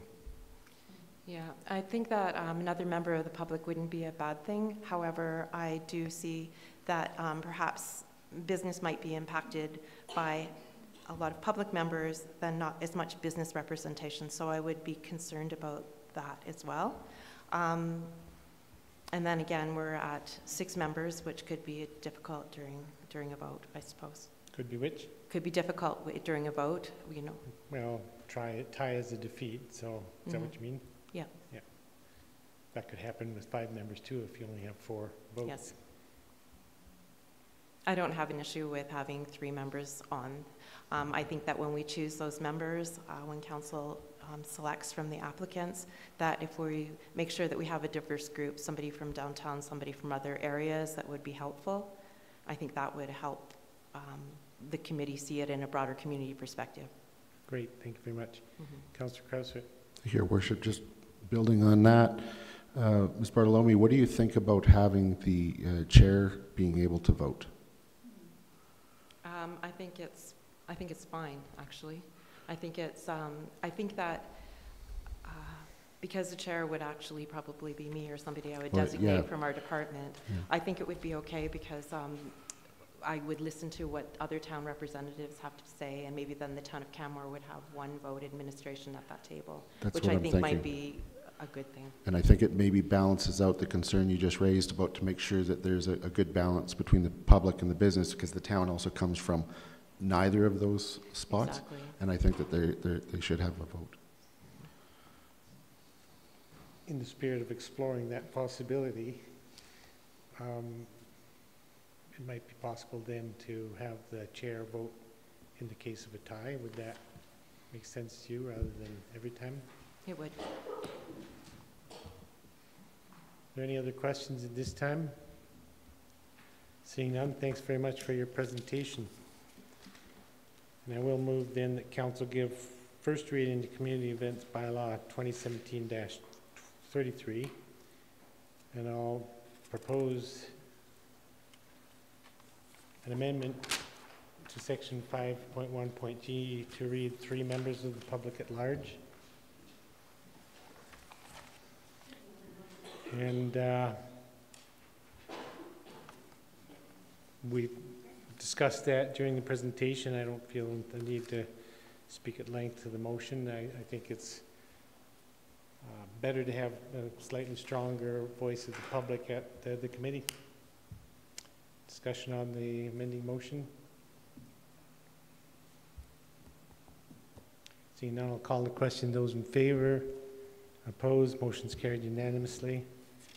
I'm sensing some other amending motions coming forward. Councillor Crowsett. Okay.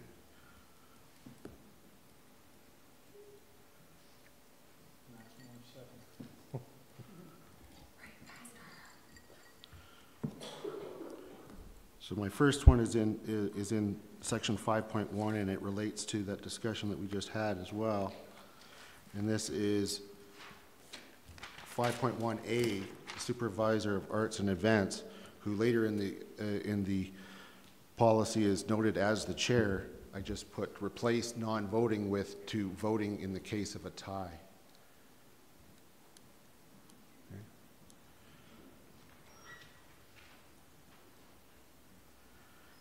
And then if this passes, I would take it as an editorial follow-up from that in 8.5, where it says all town staff shall be non-voting members, you know, except where the chair needs to vote in the case of a tie. But I think that would just be an editorial change that would follow if this passes.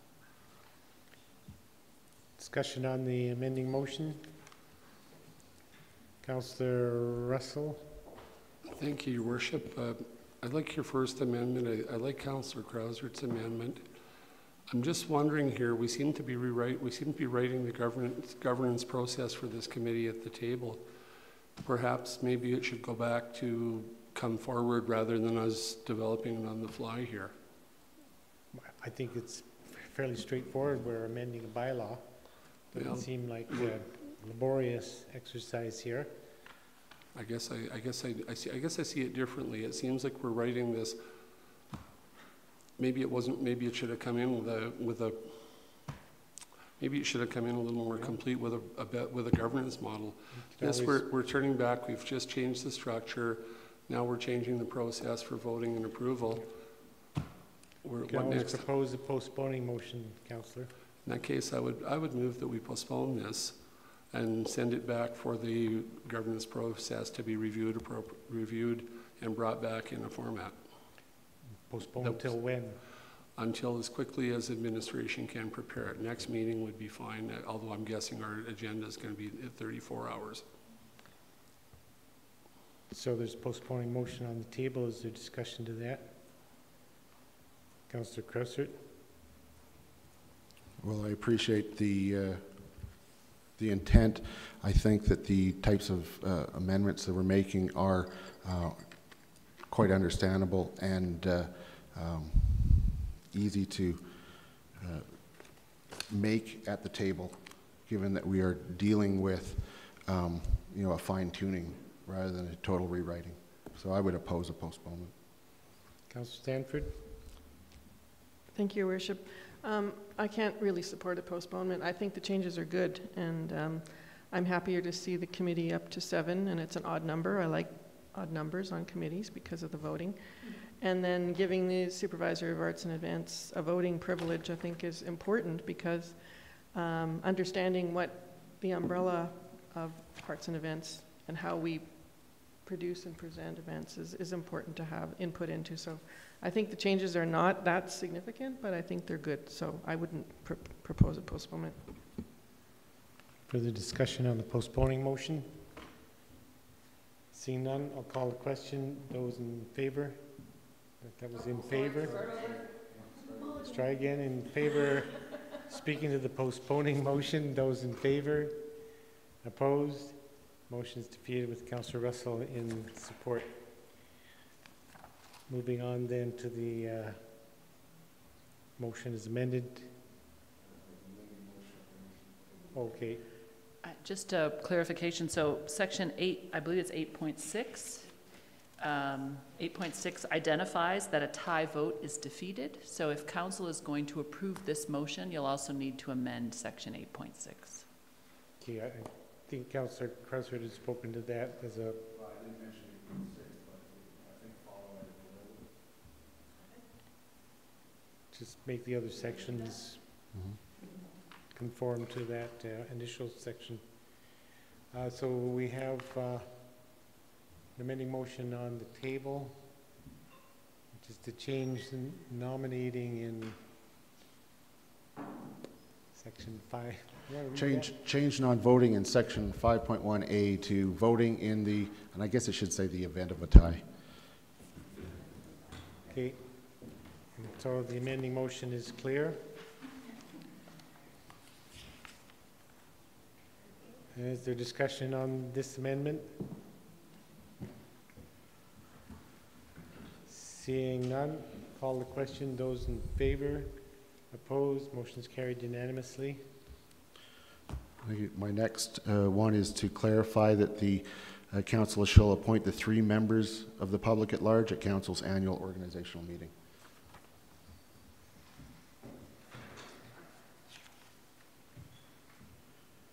And that's in section 5.2. 5.2. Do you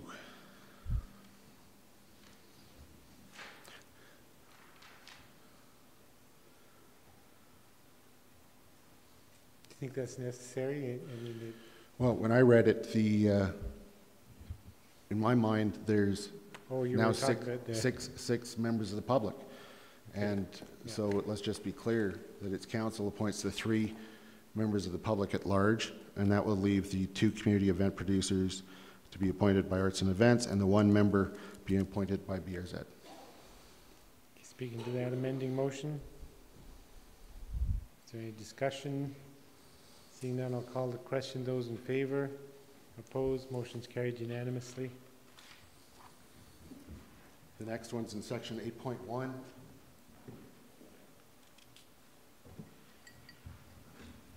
And this goes to quorum. So quorum shall be a minimum of 5 members, including a simple majority of voting members. So you need to have enough people there to, I had considered to just adding quorum shall be a simple majority of voting members, but then you could have, 3 people show up and nobody from the town or anything like that. So I think you need at least the 5 of all of those listed, including a simple majority of voting members.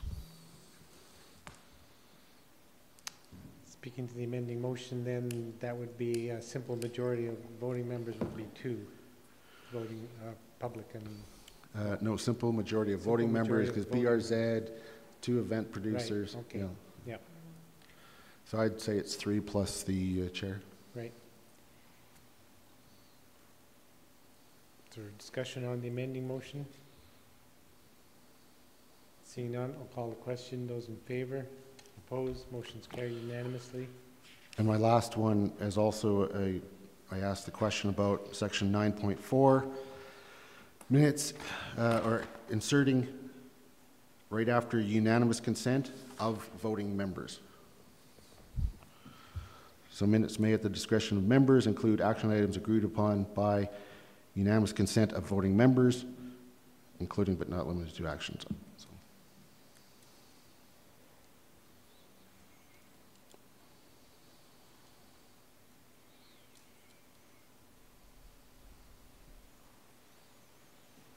Once again, this is just clarification.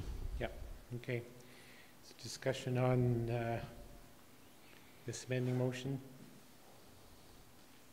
Seeing none, I'll call the question. Those in favor? Opposed? Motion's carried unanimously. Thank you.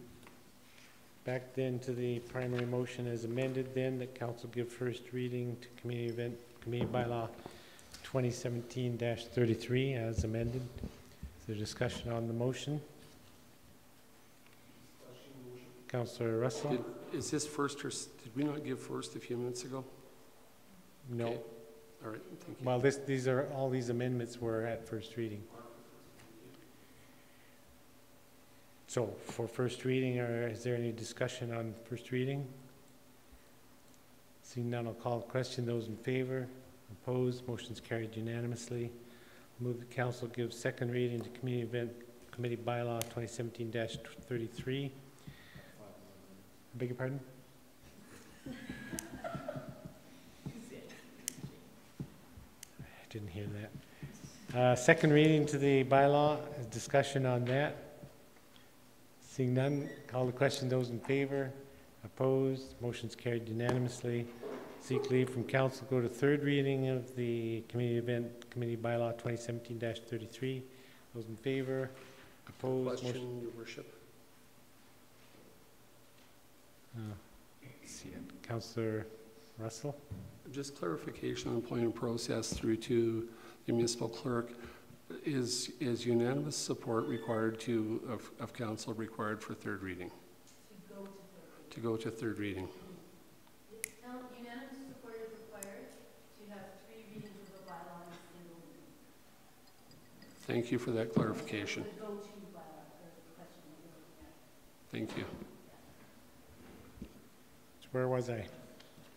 Seeking leave? So then I'll seek leave from council to go to the third reading of the committee bylaw 2017-33. Those in favor? Opposed? Motion's carried unanimously, and I'll then move the council to give third reading to committee bylaw 2017-33.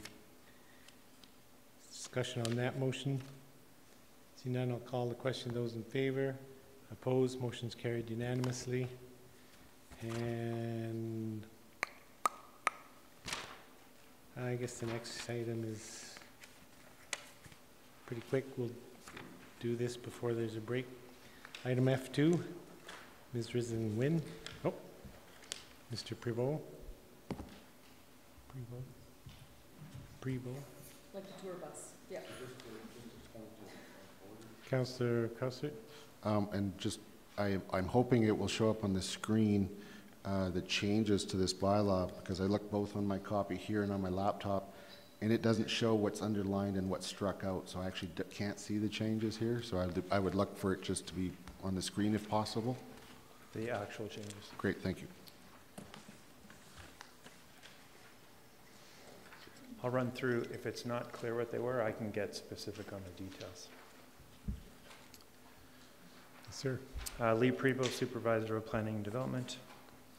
Administration is proposing a bylaw 2017-32, which is to amend the number and composition of members of each of the Canmore Planning Commission, the Environmental Advisory Review Committee, and Subdivision Development and Appeal Board. And just for this presentation, for ease, I'll refer to all of them as committees. Some of these options were discussed at recent CPC, EARC, and SDAB meetings, and members of all 3 committees have indicated support. Currently, committee members serve 1-year terms, and it's not uncommon for only a handful of sittings to occur in a year, which may not allow members to be exposed to sufficient files to become familiar with the nuances of legislation, policy, and statutory documents. To allow members to gain more experience, we are proposing 2-year terms. Also, on occasions where the entire membership changes over once their term is complete, there may be no experienced participants to guide new appointees.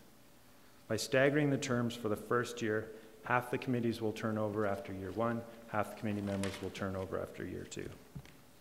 And lastly, there can be a somewhat random nature of committee meeting dates, which are based upon the availability of applications.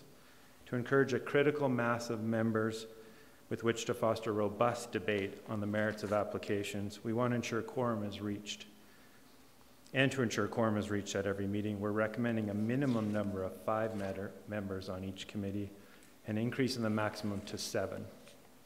Quorum would be achieved when 3 members are present. So for clarity, our recommendations are to increase terms from 1 to 2 years, staggered, require a minimum of 5 committee members, increase the maximum to 7 committee members, modify quorum requirements to be a minimum of 3 members present, and introduce a maximum consecutive service period of 3 2-year terms or 6 years in total. And we're recommending that Council give first, second, and third readings of Bylaw 2017-32. Thank you. Thank you. Are there any questions at this time for Mr. Prevost? Councillor Sanford. Thank you, Your Worship. Thank you for your presentation, Mr. Prevost. I'm just wondering how you're going to achieve the staggered, because when I'm reading this, I can't see how you're going to get a 1 and a 2-year term. For this first year's appointments, we will appoint half the committee as 2-year terms, the remainder as 1-year terms. Those 1-year terms will come up next year onto 2-year terms, and from then on, half the committee will turn over each year. Okay, so that's not how the bylaw is written, though. I don't think, because I was trying to find it in the bylaw as to. So that's just a procedure you're going to follow?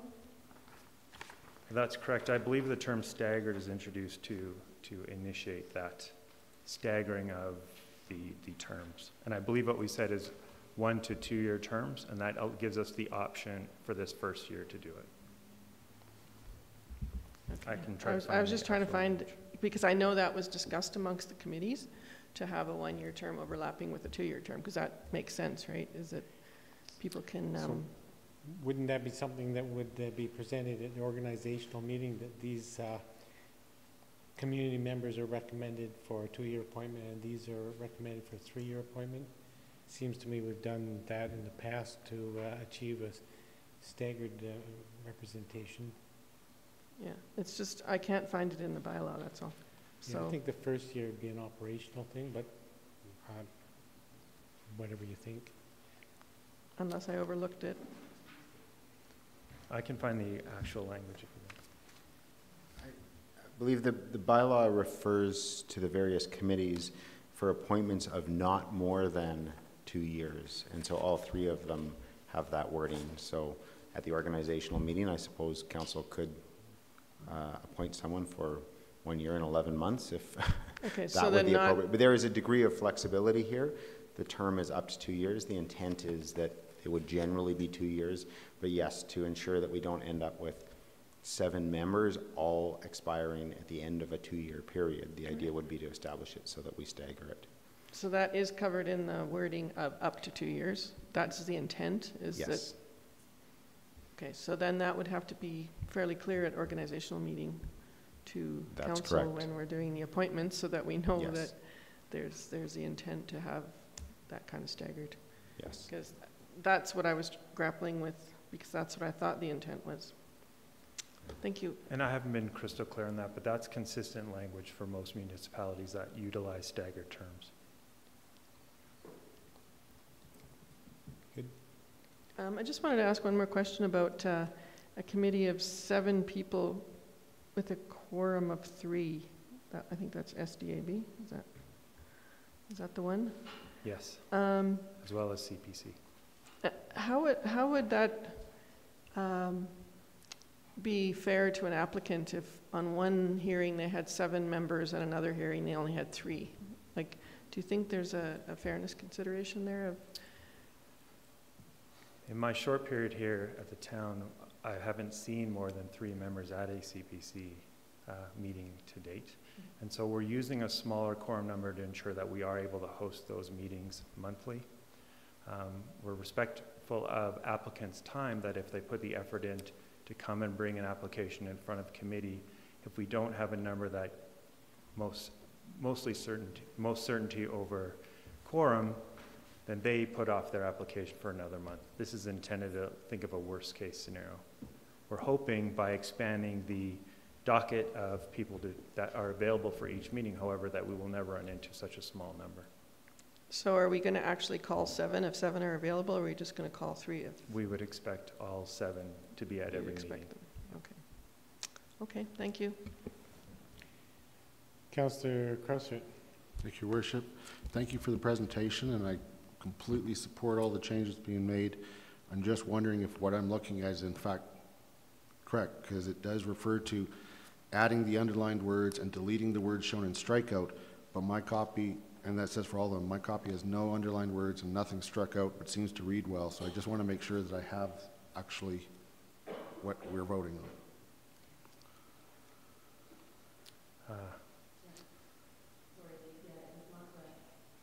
Okay.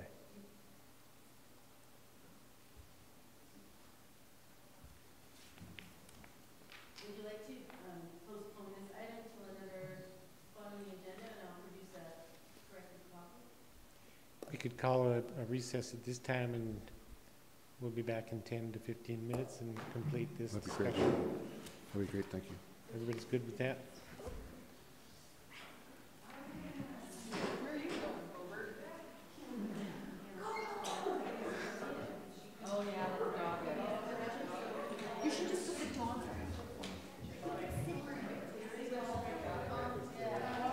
What's that?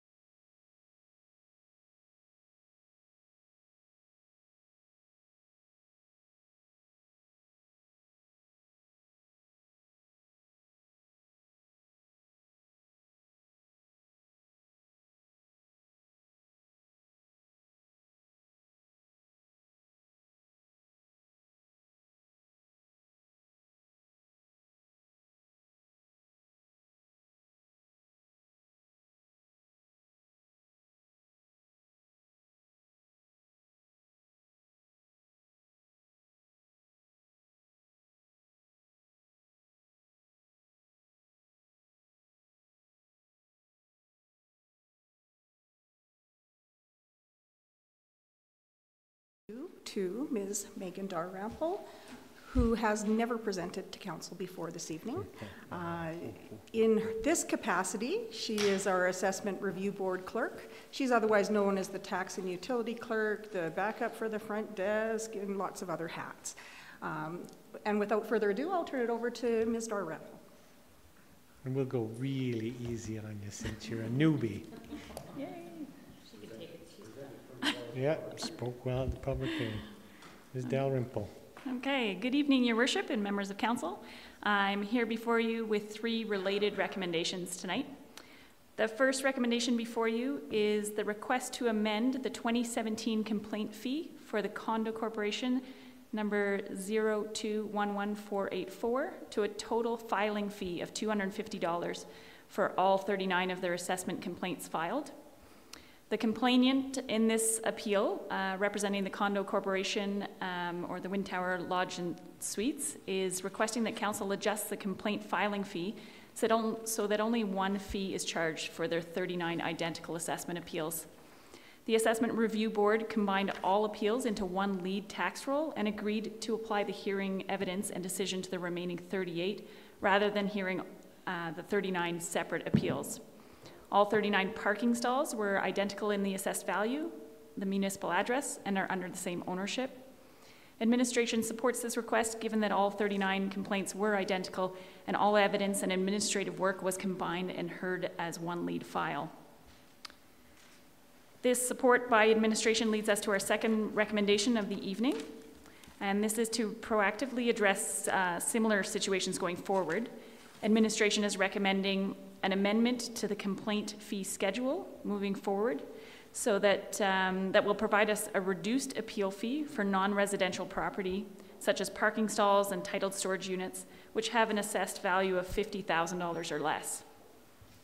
The current complaint fee schedule, as outlined in Resolution 75-2010, was approved by Council in 2010. The individual assessment of titled parking stalls was implemented by the town in 2017 for the first time per the direction from the provincial audit. And at that time, the impact to assessment complaint filing fees for parking stalls was not considered. Upon reevaluating our complaint fee schedule, a review of neighboring municipalities was completed.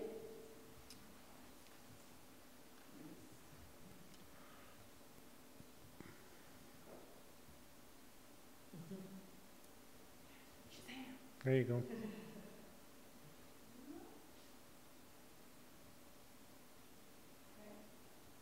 Can we just zoom in a little bit on that? Thanks. So while you'll see here that most municipalities have set a flat rate for appeal fees, given the wide variety of assessed values that we see here in Canmore's non-residential properties, we felt that setting the fees based on ranges of assessed values represents a more equitable approach. For example, if we break down, I'll just show you here. So if we look at Code 20, which is our commercial land and building code, and our Code 15, which is commercial parking, I'll show you this breakdown here.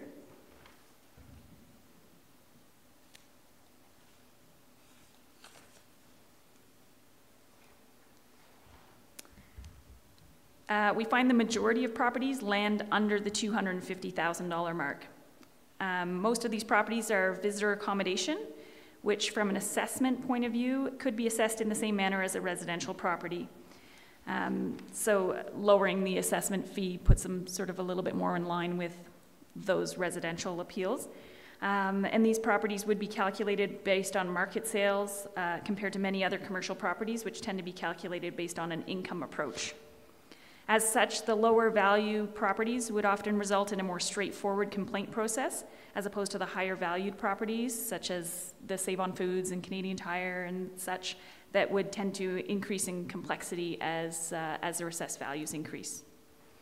And then lastly, should council approve an amended complaint fee schedule, then our third and final recommendation of the evening would therefore be to rescind the Resolution 75-2010 complaint fee schedule.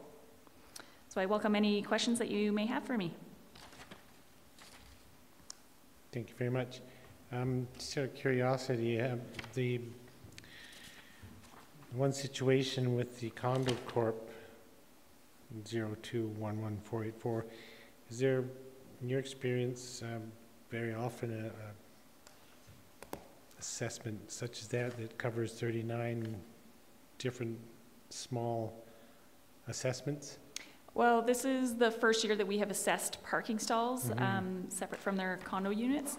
So this is the first year that we have seen that many properties that are assessed at such a low value and in that quantity. And I don't think we would typically otherwise see that many identical properties come forward, and certainly not under the same ownership. Yeah. Right, thank you. Are there other questions from members of council? Councillor Sanford. Thank you, Worship. Thank you for your presentation, Ms. Dalrymple. I was just looking at the rates, the fee, the appeal fees. So for a residential home, it's $50 flat rate, no matter what the value of the home. That's correct. The right. MGA sets a maximum of $50 as an appeal fee. Oh, they set the MGA? The MGA for residential, okay. yeah. Okay, all right. Because it just seems really out of sync with a business that would be in the same range as a home. If you're going 250,000 to 5 million? Sorry, to clarify, you're saying that the residential rate is too low? Well, I mean, if you're comparing it to the commercial or to the non-residential rate. Yeah, so the MGA in this yellow section here, those are our MGA regulations that we have to work within. So they set residential as up to $50 for an appeal fee. And then for the commercial or the non-residential, we can only work up to $650 as our maximum. Okay. So just comparing the two, it seems a little bit out of sync. But if we're capped out by the MGA, it probably should be higher, but I guess we don't have the choice. If I may, I just sort of also wanted to clarify, sort of the idea behind the fees is to do a cost recovery. And at $50, we don't really recover costs. So that's why we were a little bit hesitant to move the non-residential down to $50 for the vast majority, because we took the idea that it should be cost recovery, but we were limited by what was allowed in the MGA for the residential properties. Okay, yeah, I wouldn't suggest moving the non-residential down at all, for sure.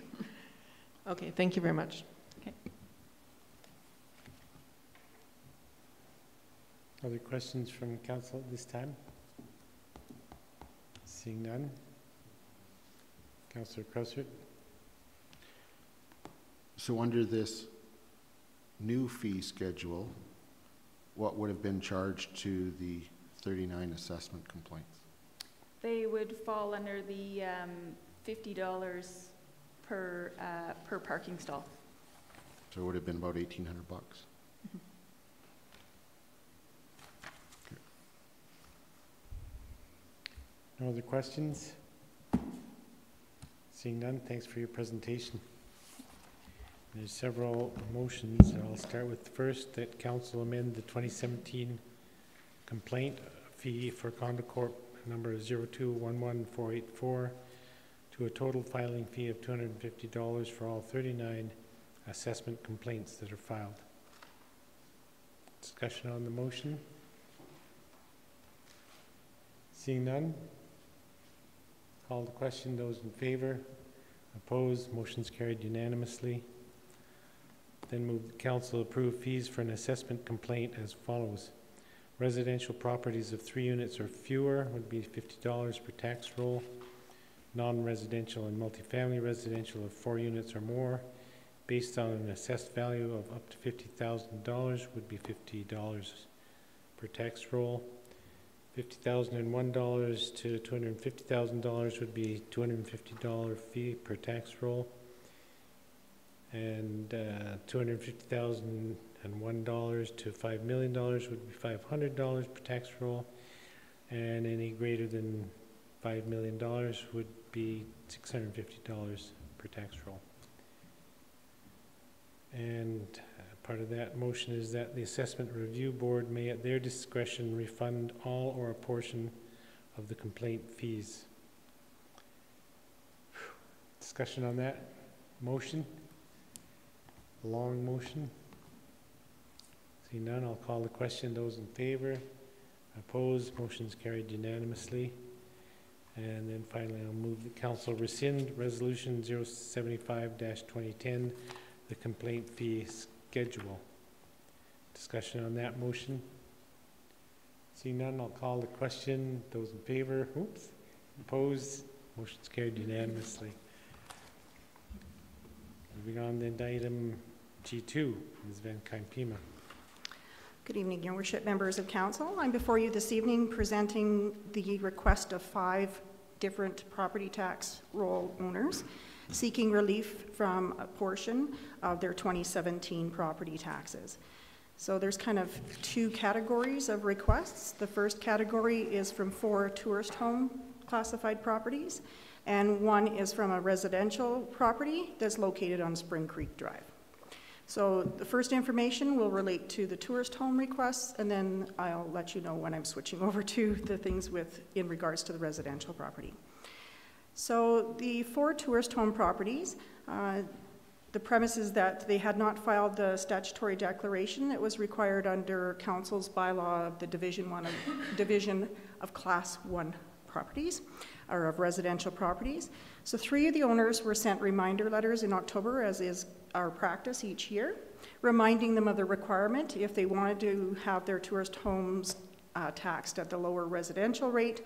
They needed to sign statutory declarations swearing that they were only using it for personal use and they were not renting out the property. The other tax roll was a new owner. So the old owner would have got the October letter, but then when the new owner took possession in December, and on December the 20th, administration sent out a new owner letter, letting them also know that they were a tourist home property, that they had the opportunity to sign the statutory declaration, and that the due date was January 31st. So in attachment 1, copies of those letters are in council's package. As well in council's package, attachments 2 through 6 are the individual requests from the property owners for the tax relief. So in regards to the tourist home properties, it's administration's position that we had sent out information, reminder letters, that it is a statutory declaration requirement. There is a due date of January 31st, so that we don't have to keep changing things throughout the year as ownership and use of property changes. As well, administration had correctly applied council's bylaw, and as such, only council can vary the taxes at this point. Then the last property is a residential property located on Spring Creek Drive, and it's been affected by the construction, and they are seeking compensation in the form of a property tax reduction for the period of time from April through October, with the hope that the construction would be finished in October. So in consultation with Mr. Asarti, our manager of engineering, he had provided me some points that he wanted me to bring to council's awareness this evening. The first thing is that municipalities are required to maintain, rebuild, reconstruct, and expand various roadways throughout town. And we don't generally compensate landowners for the impact of that construction. So throughout our community, our history, we've had significant road projects that have been undertaken. These projects impact residents all over our town, and we have not in the past given compensation. Though the impacts on Spring Creek Drive, we admit, have been significant, there are examples of several multi-year projects with higher impacts where no tax breaks were provided to the residents in those areas. And finally, providing tax breaks for several homeowners for impacts on Spring Creek Drive sets an expensive precedent when we look to rehabilitating roads such as Railway Avenue, where large commercial businesses may be impacted, along with more residents. So that was the information that Mr. Asarti wanted me to pass along. So for all of those reasons, it's administration's recommendation that we not adjust the property taxes for the 1 request on Spring Creek Drive. At this time, I'd welcome any questions that council may have.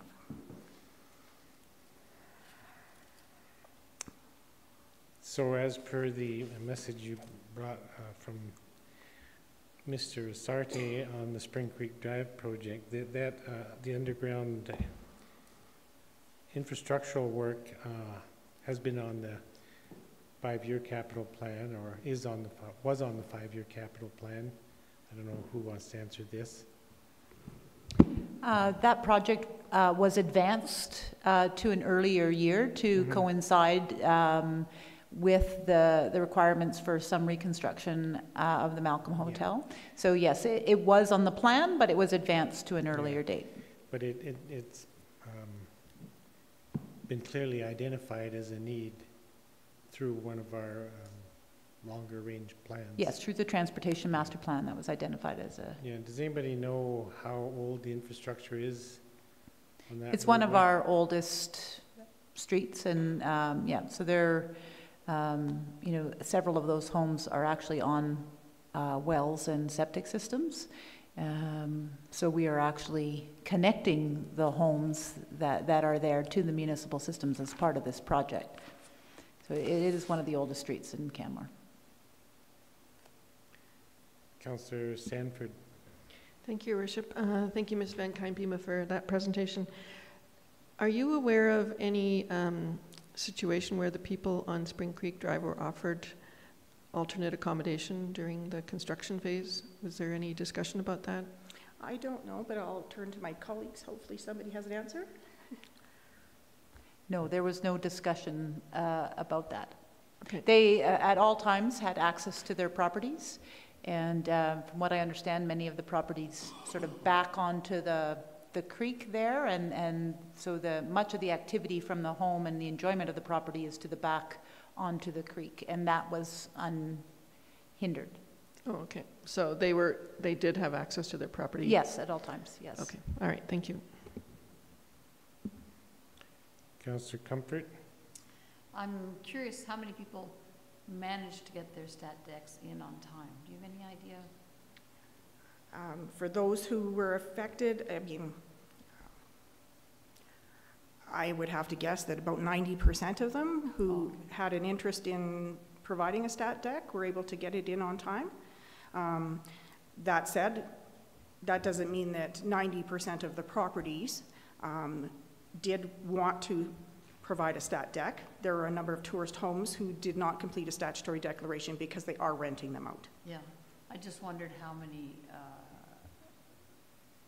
if it was a problem for 4 people, how many other people was it not a problem for, just to have some notion of that. But yeah. I mean, in the interest of full disclosure, if I recall correctly, we did have probably about 5 other phone calls from people who had not completed a statutory declaration, realized when they got their tax bill, but had not submitted a request to present their case to council. Okay. Thank you. Councillor Seeley. Thank you, Your Worship. I have a lot of empathy for the people on Spring Creek Drive. I went for a walk, and it was quite an onerous process, as you mentioned. It would set a bad precedent to give them tax relief, so I'd be interested to hear what my other colleagues thought about that. But what we were working with them, and there's been some compensation in other areas, and I hope we continue to do that. And I did see some emails back and forth, so we are working with the residents and trying to make that better. So I guess, do you know of how that's going as far as other compensations? I'm going to look to Ms. DeSoto again. Ms. DeSoto? Yes, I can't quote the exact number, but we have been looking at improvements to 3 properties in particular, which have been the most focal properties that have been impacted and complaining, that as I mentioned, to connect them to water and municipal water and sewer services at the town's cost. That would not normally be a municipal cost. In any other circumstance, that would have been a private property cost. There were extenuating circumstances in this regard because their wells are so shallow that it would have been onerous to monitor the wells on an ongoing basis to ensure that the project actually didn't impact their wells negatively. So it made sense to incur those costs to connect those properties. And I do believe once those properties are on municipal services, they will see an increase in market value of those properties because they no longer have the wells and septic systems associated with them. Councillor Crowser. Thank you, Your Worship. Just following up, if I may, through the chair to Mr. Soto, do we know how much it costs if the homeowner was to connect to town services, how much it would cost them to do that? My understanding, and again, I didn't want to quote an exact number, but it's in the order of about $80,000 that the town is budgeting for on-lot improvements. And that's for all of them? That's for the three properties that I was referring to. So $80,000 for 3 properties. And I was going to ask the question about the impact on value of being connected to town services. So that's also a benefit that will be realized as a result of those changes. And then a question with regards to assessment. In next year's assessment, given the state of the properties and surrounding area on July 1st, do we know if the assessor will be taking that into account in setting the assessed value for next year's taxes? Because it's always 1 year behind. Yeah, so when assessments are done, they're based on its value as at July 1st of the previous year and the condition as at December 31st. So as at July 1st, the street was torn up. So I do believe that, I mean, don't have a crystal ball, but one could logically assume that the market value would be impacted by that construction in front. So if I can summarize what I've just heard in this series of questions, is that there's a valuable hooking up to town services has been provided. It will have a positive impact on property value because no longer being on a well, and there may be a reduction in taxes next year depending on the assessor's valuation of the property as of July 1st. Right, and we wouldn't necessarily know if there was a reduction. Nor do we have control over that. Right, and construction is a temporary situation, so the market may not place as much of a detriment to that. So even without that one, the other two are pretty considerable. Correct. Thank you. Councillor Sanford. Thank you, Your Worship. A question about the tourist homes. The people that missed the deadline on putting in their stat deck, essentially they can rent their house out, or their space out right now till the end of 2017, till the end of December? They can legally do that for the remainder of 2017. So unless they sign a stat deck in the future, they can do it forever. I mean, essentially they've got the flexibility to do that forever? Correct. That's one of the advantages to the tourist home assessment class, is that you do have the opportunity to legally rent out that residential property, whereas single family residential properties cannot legally do so at this point unless there's a small area that's allowed right now. Sure. Yeah.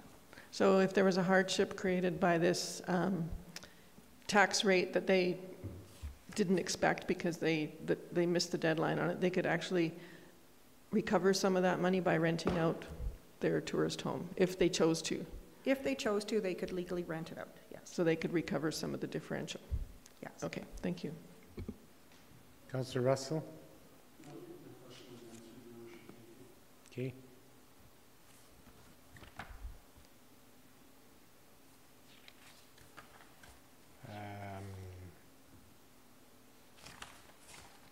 I have no further questions. Are there any other questions from council? Seeing none, thanks very much for your report and your answers. Thank you.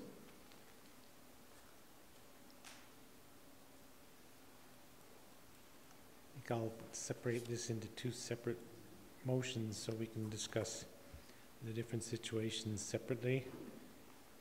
And so I'll move the council uphold the 2017 property taxes as assessed on tax rolls number 19613, number 17633, number 18594, and number 20757.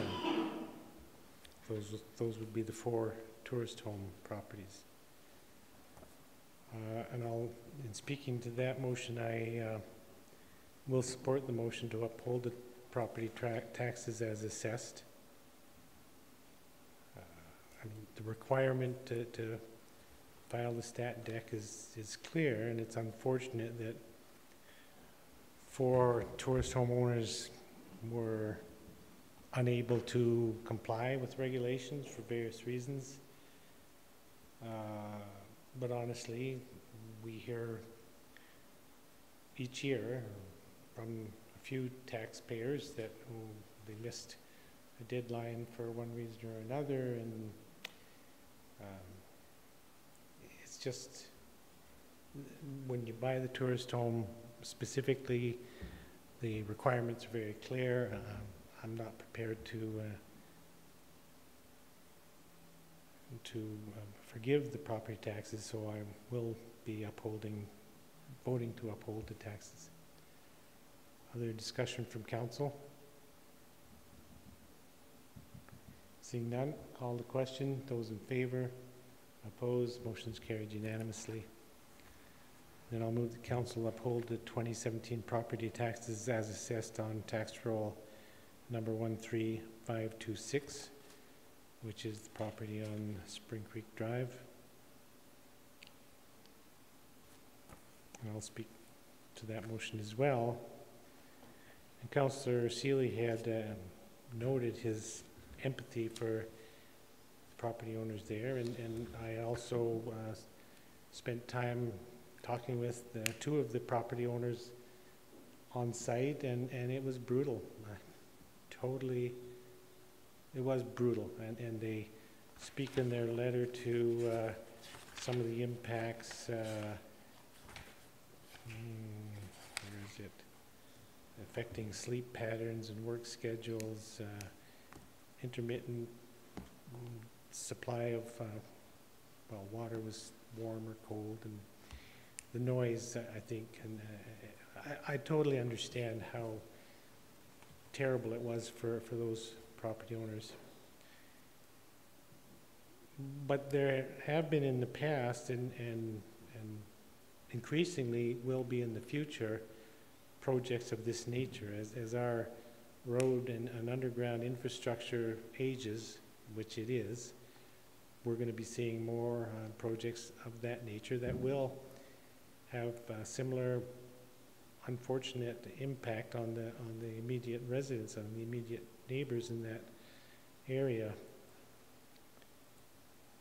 And I'm loath to start a precedent to forgive taxes for property owners who are negatively affected by the really important work that the town does to maintain our infrastructure. That's one of the things that a municipal government is obliged to do through the MGA. So I will vote to uphold the property taxes as assessed. Councillor Krausert. Thank you, Your Worship. This is a very tough decision because I think it's very apparent for anybody driving by there. You can just imagine how brutal it would be. And then when you hear about it, you know that it's very difficult. As an individual, I would want to help them. I'd want to forgive their taxes, even though they're getting, I believe, in the long run, a gain. As an individual, that my heart is just saying, yeah, I'd want to help them. But as a counselor, I don't think we have the luxury to vote as we would just like as an individual. We always have to put it through the filter as what's in the best interest of the community. And for the reasons that you've stated, and the fact that I'm comforted that they will have some long-term gain, even though it's a terrible short-term pain, I will have to support the motion and uphold the taxes. Councillor Russell. Thank you, Your Worship. Completely agree with your assessment of how brutal that was. I've walked through there in a bit of perverse humor, took my Jeep through there just to see if I could get through it, and got a little scared once or twice during the course of the summer. These people put up with a lot of misery. They really were put out. And I guess while on the one hand, I accept the concept of precedent, on the other hand, future councils will have to make those decisions regardless. I don't think anything we do does or does not bind them. And given that we saved a substantial amount of money on the project by bringing it forward that extra year, I wouldn't at all be bothered. I happily support giving them a reduction. So voting against the motion. Councillor McCallum. Thank you, Your Worship. I have a lot of sympathy, actually. I had a newborn the year they did, a house moved in next door to me, brand new duplex. And then had another newborn the year they did Hospital Hill. So I understand what, a lot of what I read in that letter sounded like my life. My kids are really great sleepers though now. So I have an incredible amount of empathy for these folks. I take some comfort in the fact that that the town is improving the value of their property through these connections to the water and waste, and that it is on the community dollar too, that we're compensating them for that in that regard. I don't think actually at this point any amount of tax forgiveness that we give them is going to compensate them for the lack of sleep and the disruptions to their lives, except for making sure that this project gets completed as soon as possible. So unfortunately I will not be able to vote to forgive their taxes. I will have to uphold the recommendation as provided by administration, but I do so with a heart of sympathy because I know exactly what these folks are going through. Councillor Comfort? Similarly, I also, one of the households there, good friends, and they had a bit of a rough time. They will come out eventually on the winning end because their property value will increase. I have to commend the town and the employees of the town for their ongoing efforts to negotiate with the families there and the households there to come to a good conclusion, and demonstrating full courtesy and patience. So I will support the motion to not forgive the taxes. But one thing that my friend said to me, he's a little bit older than I am, and he said, and he made a fair point, and I get this. He said, 6 months when you're 30, it's not that long. When you're more than 30, it's longer. So I am very sympathetic, but in the interest of the community, I will uphold the recommendation of administration. Councillor Sanford? Thank you, Worship. I think most of us can see how monumental the disruption is in that neighborhood, and I think we all have empathy for that. I'm happy to hear that there was some arrangement made for the people on that street to benefit from the new services, and I know that that's something that is real value to them. So the time that they've been disrupted, I think, has been fairly compensated in other ways, so I wouldn't uphold reducing the taxes on that property for now.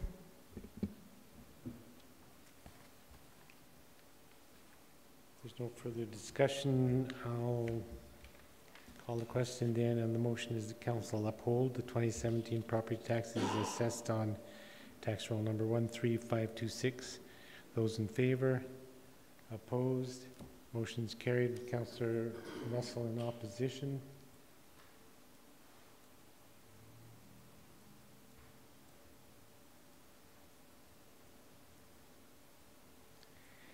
Moving on then to item G3, Provincial Living Wage Network. Ms. Brown.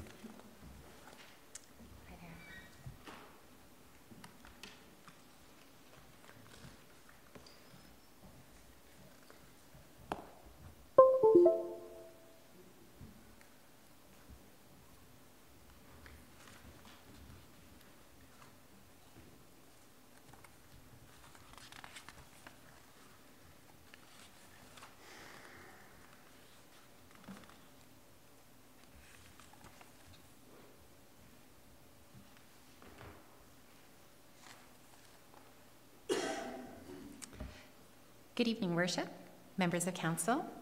I'm here today to request Council's approval to allocate $10,000 for 2 years, 2017 and 2018, from the General Operating Reserve to join an intermunicipal living wage network.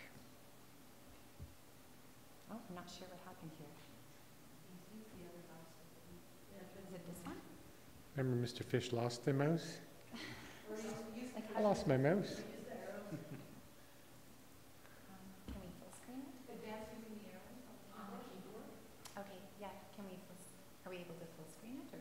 It's full screen. Oh, I'm sorry. Okay. Yeah. Sorry about that. There we go. Sorry. In my presentation today, I will discuss what a living wage is, Vibrant Communities Calgary's intermunicipal living wage network proposal, and the next steps. So the living wage is the amount of income an individual or a family requires to meet their basic needs, to maintain a safe, decent standard of living in their community, and to save for future needs and goals. And it's a point-in-time measurement.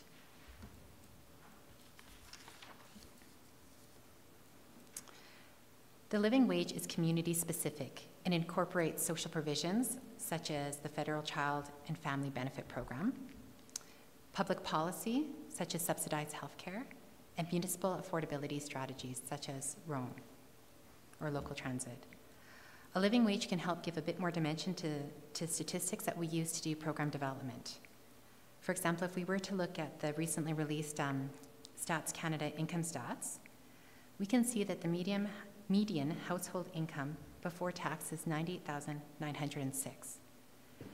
This means that if we were to line up all the households across Canmore from lowest income to highest income, the middle household would be $98,906,000. And this is fairly strong. The provincial median is $93,835. But it's only part of the picture. When we look at what Canmore households' income look like and distributed, we see that this graph shows the percentage of residents whose households' income is between different income brackets. In this graph, Canmore doesn't look too different from the province. But statistics such as this are only part of the story and don't consider the cost of living in a specific community, which the living wage does. In 2015, Canmore calculated a living wage. And that's the amount an individual must earn to maintain a decent standard of living. And for a family of 4, the living wage is $97,344. And it's important to note that the living wage calculation tends to be conservative because it's about an adequate level of well-being. When we compare Canmore's living wage to our household income distribution, we start to get a bit more of a context behind these numbers.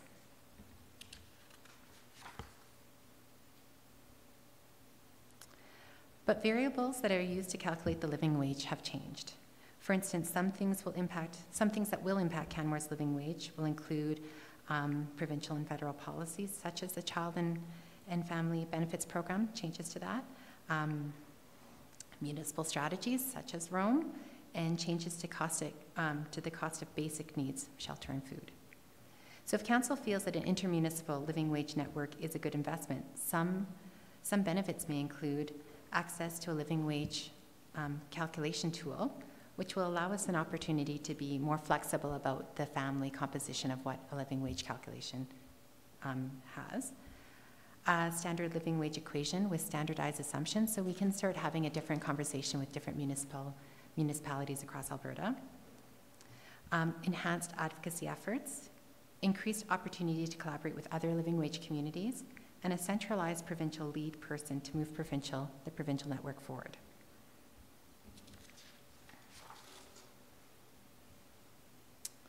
In June 2017, Vibrant Communities Calgary approached the town of Canmore and individuals from the municipality of Red Deer, with Buffalo, Medicine Hat, with a proposal to develop an intermunicipal living wage network. So there's one in BC and there's one in Ontario as well. So Vibrant Communities Calgary is a nonprofit organization in Calgary that advocates for long-term strategic strategies to address the causes of poverty. They are also leading the City of Calgary's poverty reduction strategy, Enough for All.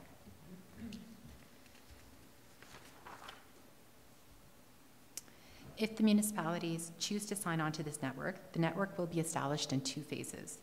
The first phase will be a planning and development phase. Vibrant Communities Calgary will fully fund this phase. As part of this phase, they will hire a 6-month contract position whose sole responsibility will to be oversee Phase 1 initiatives.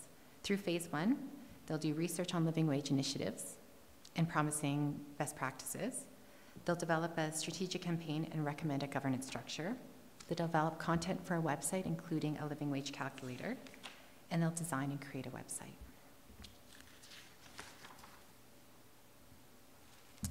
Phase 2, which is anticipated to take approximately 2 years to complete, will be cost shared among the different municipalities. If Canmore chooses to join, we will work with Vibrant Communities Calgary to hire a 0.5 FTE program coordinator to coordinate a provincial conversation. Through Phase 2, the intermunicipal network will coordinate and launch a provincial campaign, will build relationships among living wage communities, will promote initiatives and tools to support provincial communities with poverty reduction strategies, and will identify opportunities to advance the provincial poverty reduction policies.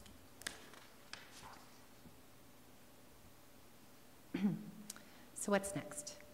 Vibrant Community Calgary's will be seeking confirmation from potential intermunicipal network partners, including us.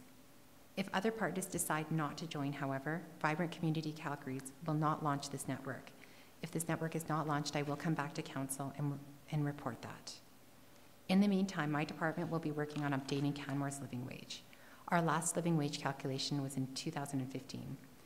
And since an intermunicipal network will take some time before it's fully functioning, and a lot has changed, I'm going to be meeting with Michelle Hennings, who is the consultant who did our living wage in 2015, to look at doing a calculation for a more up-to-date calculation for Canmore. So in summary, I'm requesting Council's approval to allocate $10,000 per year for 2 years from the General Operating Reserve to join an intermunicipal living wage network. Can I answer any questions? Just on that last point, the $20,000 over 2 years, and I see the value of the work is a little bit less than $120,000, so that suggests that Canmore's paying about 1/6 of that budget.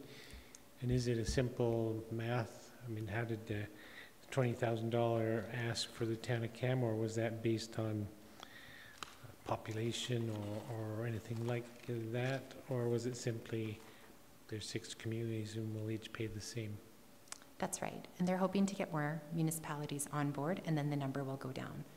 So it's not per capita, but it's just how many communities are involved. And can you just remind me the other communities that are involved? Yeah, Medicine Hat, Wood Buffalo, and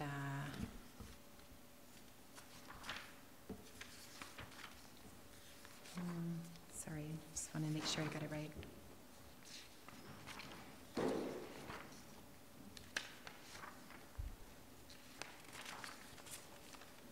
And Red Deer. Red Deer, Wood Buffalo, Medicine Hat at this point.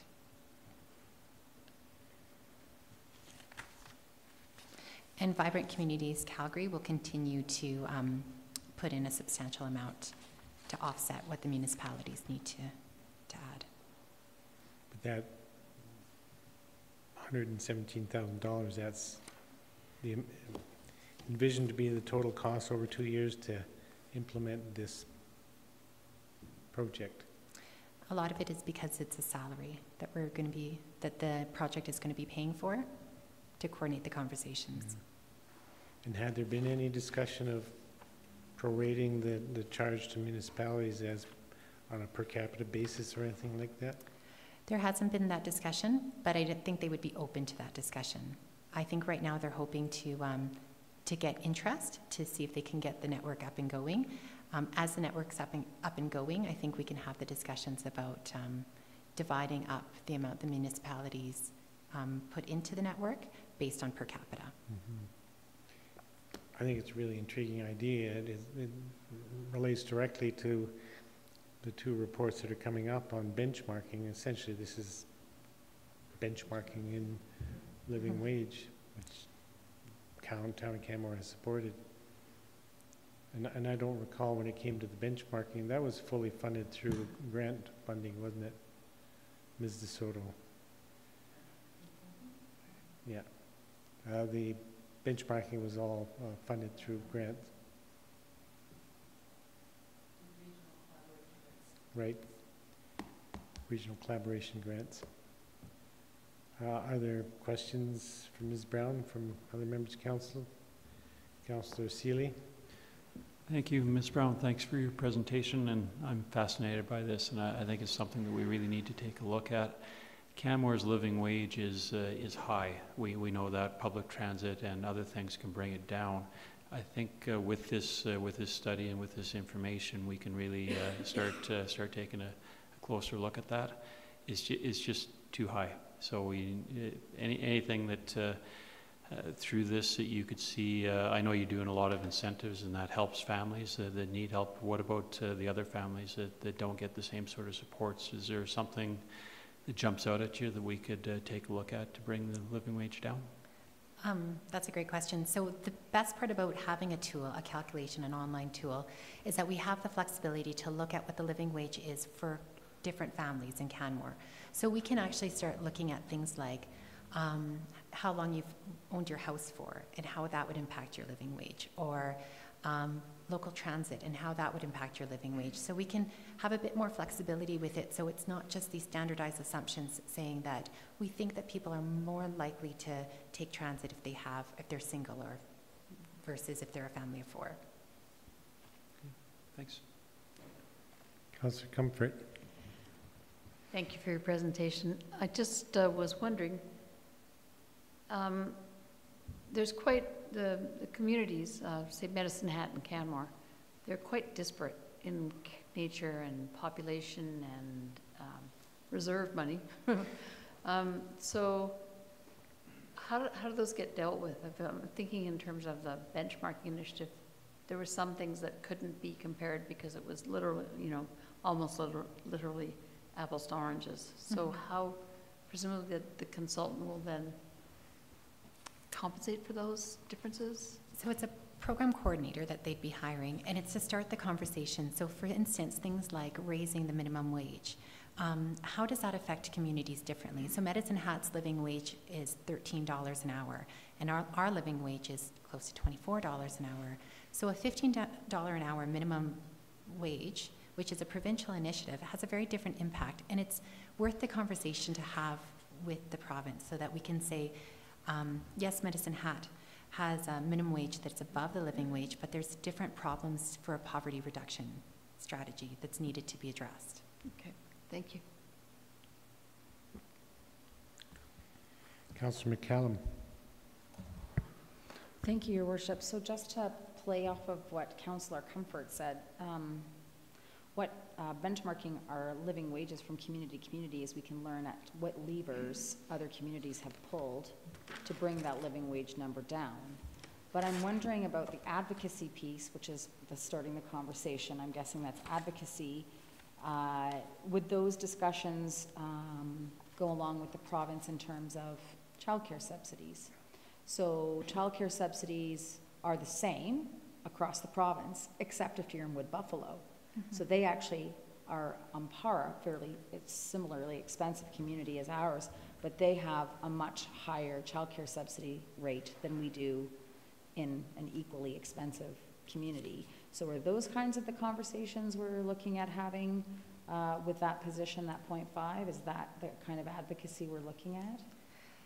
Yes. And I can't say for sure it will all come up at once. Yeah. So, but it's those kind of discussions to look at the details behind these different policies, like the Northern Living Allowance and like the childcare subsidy differences, and how if we have communities with similar living wages, how having a subsidy that benefits one and not the other affects the populations differently.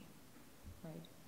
Because Medicine Hat has been able to, from another perspective, tackle their homelessness issue. That's right. But they also have $400 million in reserves. So that certainly helps when you have something that you want to focus in on. We need some gas. That's right. So medicine. And not necessarily what I blow. That's different. Thank you very much. That's what I was just trying to get a different kind of detail on what the advocacy piece would look like. Thanks. You're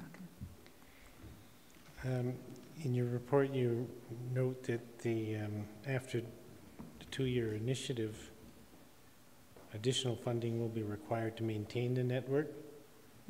Is there any expectation or understanding of what may be required to maintain the network? Well, it will all depend on how many municipalities will be joining the network. And one of the parts of phase 1 is getting more municipalities to join the network. So as more municipalities join the network, the amount needed per municipality will go down. And what I'm hoping is by the time we actually start budgeting for 2019, that I'll have a pretty sound idea of how much we'll be needing to contribute to this, and then add it into our annual budget review. Councillor Russell. Thank you. Has there been any pursuit of provincial funding or any offer, or have they shut this down? Like it just seems, following what everybody's been, the three totally different communities. We're going in as a fourth, and we're going to pay for a part-time position that could just keep going. It's only going to grow if we keep going. Where's the province on this? That's a great question. And that was one of the questions that we had too during our first initial conversations between the different communities, is ideally advocacy would lead to the province funding a living wage and a standardized calculation tool across the province and updating that standardized calculation tool. So that would be the ideal state, but whether or not they will and whether or not it's something that we can actually pursue, I'm not sure at this moment. Is that in the terms of reference for this at this time, or? It wasn't put in the terms of reference, but I'm happy to make that edit, and I'm sure they'd be open to it because it was part of the discussions. I mean, it's hard to walk in and say, hi, we'll fund all this, because we know the province is going to take over and they're going to send us all this money. I'm always afraid that if we start funding it, the province is going to say, thanks a lot, guys, you're doing terrific, and walk away. I mean, that's always a fear. The good thing about having the numbers is that you can show that it's worth doing, and that their poverty reduction strategies, their provincial poverty reduction strategies could be actually fine-tuned per community.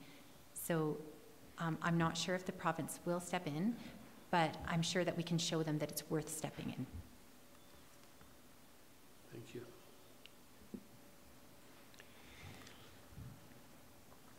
So I see the clear benefit of having this method of sharing data that is comparable, and then we'll have a really meaningful way of comparing our living wage to other municipalities across the province. And certainly the requested budget of $20,000 over 2 years is not large. I'm a little nervous, well, not nervous. In the future, there'll be required funding that we don't know. You note that additional support for this network will be allocated through the Community Social Development Service Area's annual budget. So I'm assuming that means anything over and above this first $20,000 for 2 years, any other monies in the future would come back and be noted in the budget discussions and fully understood by council that this is an increase to move forward. That's right. Great. Yeah. And I would really like to encourage some conversation about a different funding formula than simply splitting it equally. You know, Medicine Hat and Red Deer particularly, a huge population base, so per capita we're paying considerably more for this work. That's right. It is important. I mean, it is valuable work. So I'll just leave it at that. So we can, what I'm asking for is to allocate up to 10,000 more so. So I am more than happy to approach the different partners and ask them if we can start dividing at a per capita measure instead and see what they say. But if the division and more municipalities join and all we need to put into the partnership is 6,000, then we won't just put in the additional 4,000, we'll only put in the 6. So that 10,000 per year might be less than you expect. Yeah. So the motion could be the allocation of up to 10,000 rather than flat 10,000. Yes. Yeah. Okay. Any other questions from council? Seeing none, thanks very much for your work on this initiative and report tonight. That I will move that council approve the allocation of up to $10,000 per year for 2 years, 2017 and 2018, out of the general operating reserve to join an intermunicipal living wage network. Speaking of the motion, Councillor Krausert. Thank you, Your Worship. While I was silent during questions, you certainly couldn't expect that I'd be silent during on this particular topic. I very much support this initiative. Maybe there's a benchmarking element, as you mentioned, but I think it actually is really about standardizing the way we measure so that we're talking the same language. It's about sharing best practices and sharing experiences in order for all of us to do better. And really, I think the most important part is advocacy. We all know at the municipal level that anything that doesn't get taken care above falls to us. And unfortunately, that's what has happened a lot, whether it be housing or child care subsidies or whatever the case is. We need to have a louder voice in using a language that differentiates different communities based on the realities of that community, and that's what this will do. I'm certainly hopeful. Minister Ceci was an advocate for this at the City of Calgary when he was an alderman there for many years. He also worked in the not-for-profit sector to support this. And I would think that those discussions might be quite fruitful in at least getting this sort of thing funded on a longer-term basis. So I would certainly hope that that would be the case, and I think that the members involved are aware of that and will be able to have those discussions. We need this. It's a small amount of money in the big picture, and the amount of and perhaps we need this more than anyone else because of our high cost of living. And so if we can join voices with others, I think that will speak very strongly at the provincial level and will ultimately bode well for us. Councillor Sandford. Thank you, Your Worship. Well, I do agree that we need something like this, but I don't agree that this is the formula. I think that there are opportunities to get regional collaboration grants, and I think there are opportunities for resort communities to be more similar. This consortium of municipalities is very, very dissimilar. And so to try and come up with some sort of advocacy that works for everybody, I think this project will get really consumed by advocacy, in my opinion. But I also think that we should be looking at getting a reasonable amount of money together, because $10,000 per year doesn't really amount to that much. If we're going to be looking at taking some action in the future, we're going to be looking at investing probably more money. But if we were to go with a larger pot of money as a regional collaboration grant, we could go for an RFP. I think it would be to our advantage to look at other people that could provide this service to us. And as Councillor Comfort determined, these communities are very different. And you know, some of these communities have reserves, like monstrous reserves, and a low living wage, and we have a completely different set of problems. So I can't support this because I don't think it's the right formula. I think it's the right direction, but not the right formula. Councillor Comfort. Well, thank you for citing me, but I have to say I disagree with you. And while this may not be exactly the right measure to get where we want, it is something, and in this case, something is better than nothing. So we can't advocate until we have some data, and we won't have data until we get into this. Also, it was my understanding, and correct me if I'm wrong, that the VCC is looking at picking up a large part of the funding. So that would help a great deal. And I would imagine that this project will change considerably from its inception to the next stage 2 years down the road in the number of municipalities that are participating, and in the cost sharing, perhaps looking at some kind of population weighting for the funding, that kind of thing. But we need to start down this road. We've already done very good work, and it would be great to have current statistics. Good point made about, I can't remember who made it, about the resort communities. Was that? It was you? So I agree with you about that. So, Vi Sanford. I agree with Vi Sanford. So, because I think that the nature of a resort community is quite unique. And I know every community thinks it's unique and is in fact unique, but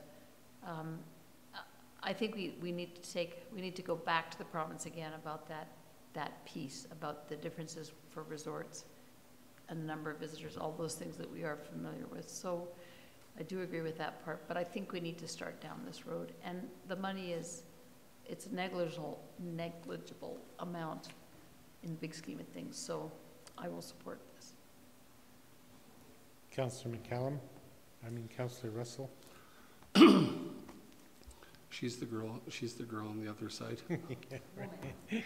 Woman on the other side. Thank you. This is awkward. It's like condemning motherhood and apple pie. We all want to make it better, but everyone's nailing down the one good point that these communities are so diverse. What I can't get my head by is this is a province. The province, it's all over. It's not just if it was Banff, Canmore, Cochrane, fair enough, but the province needs to step to the plate here, and I'd like to see this come back.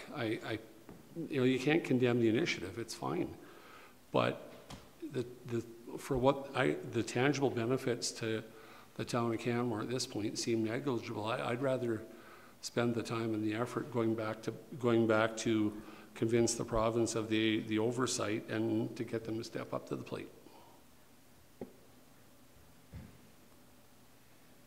Councillor McCallum. Thank you, Your Worship. I'll be happy to support this motion.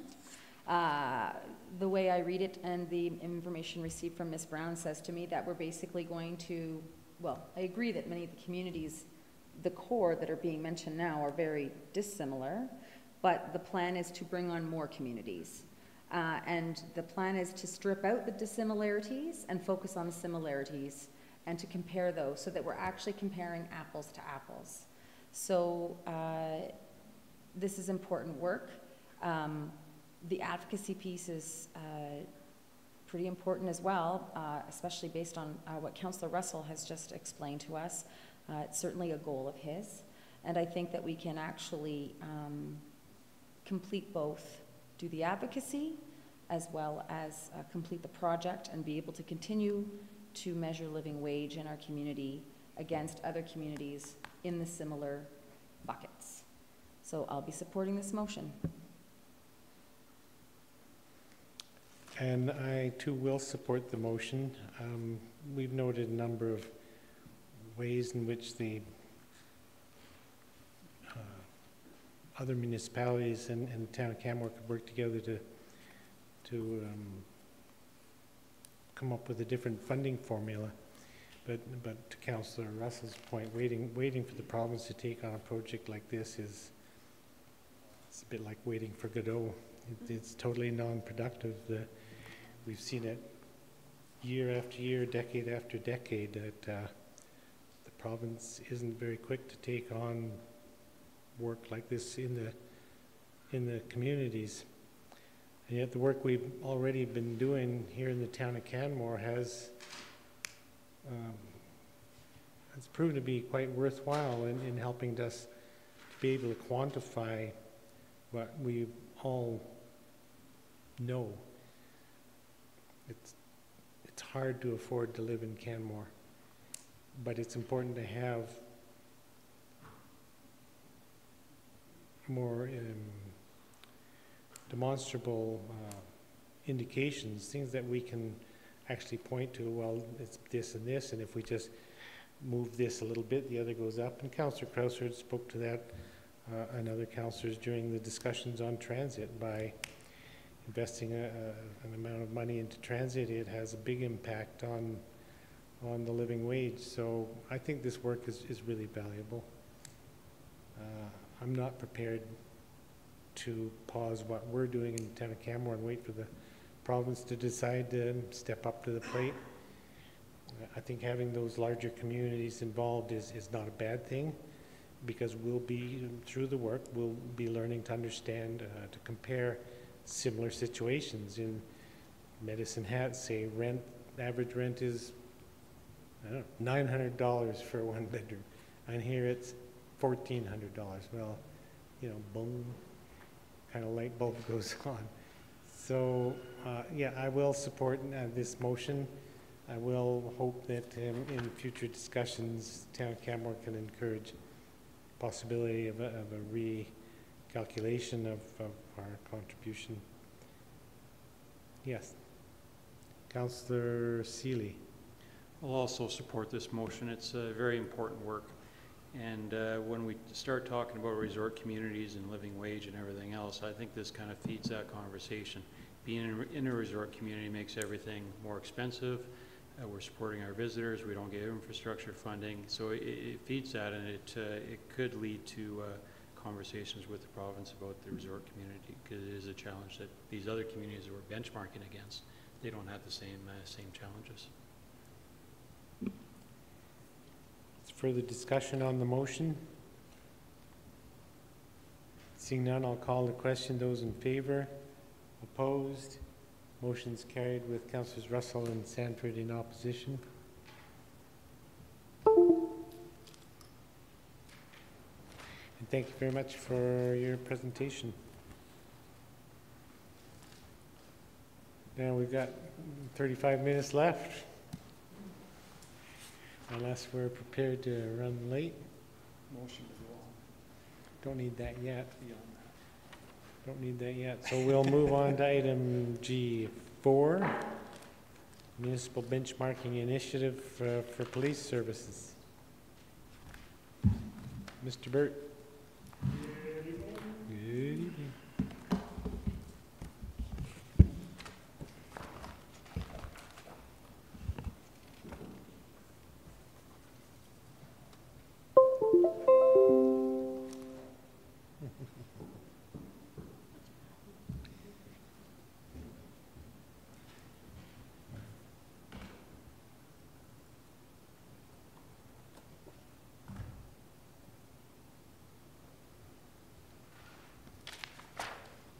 How is everybody?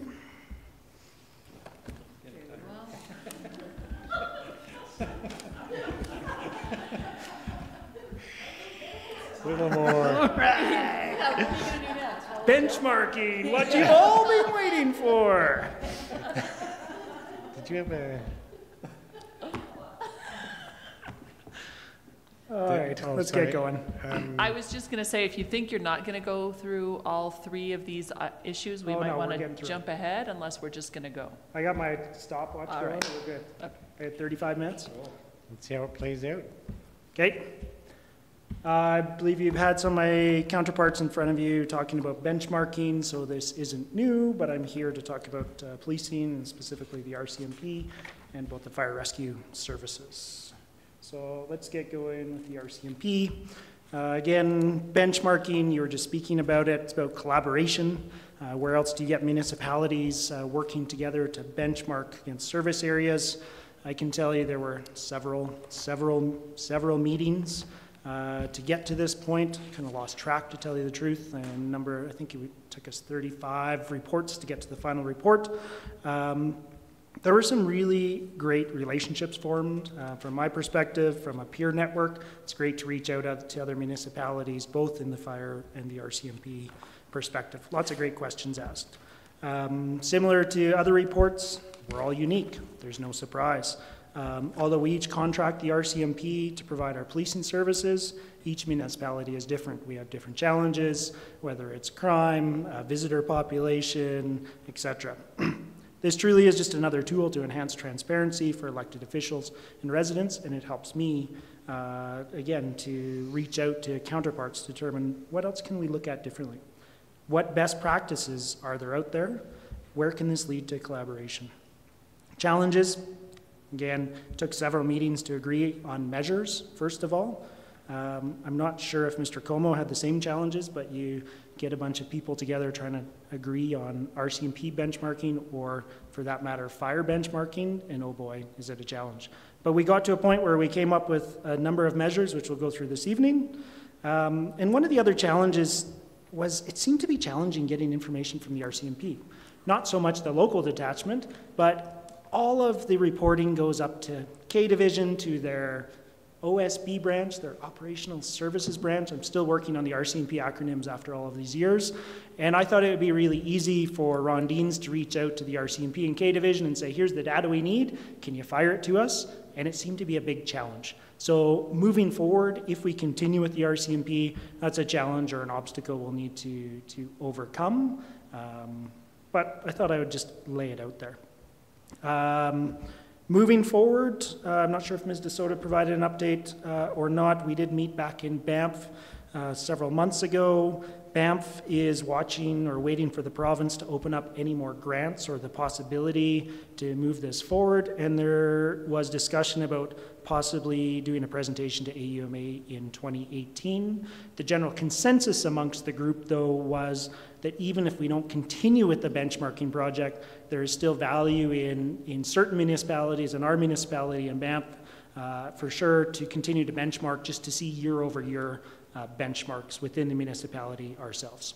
So it's set up. The years that we'll be running through for both reports are 2012 to 2014. So it has taken some time to get to this point, to get before you. Again, several meetings.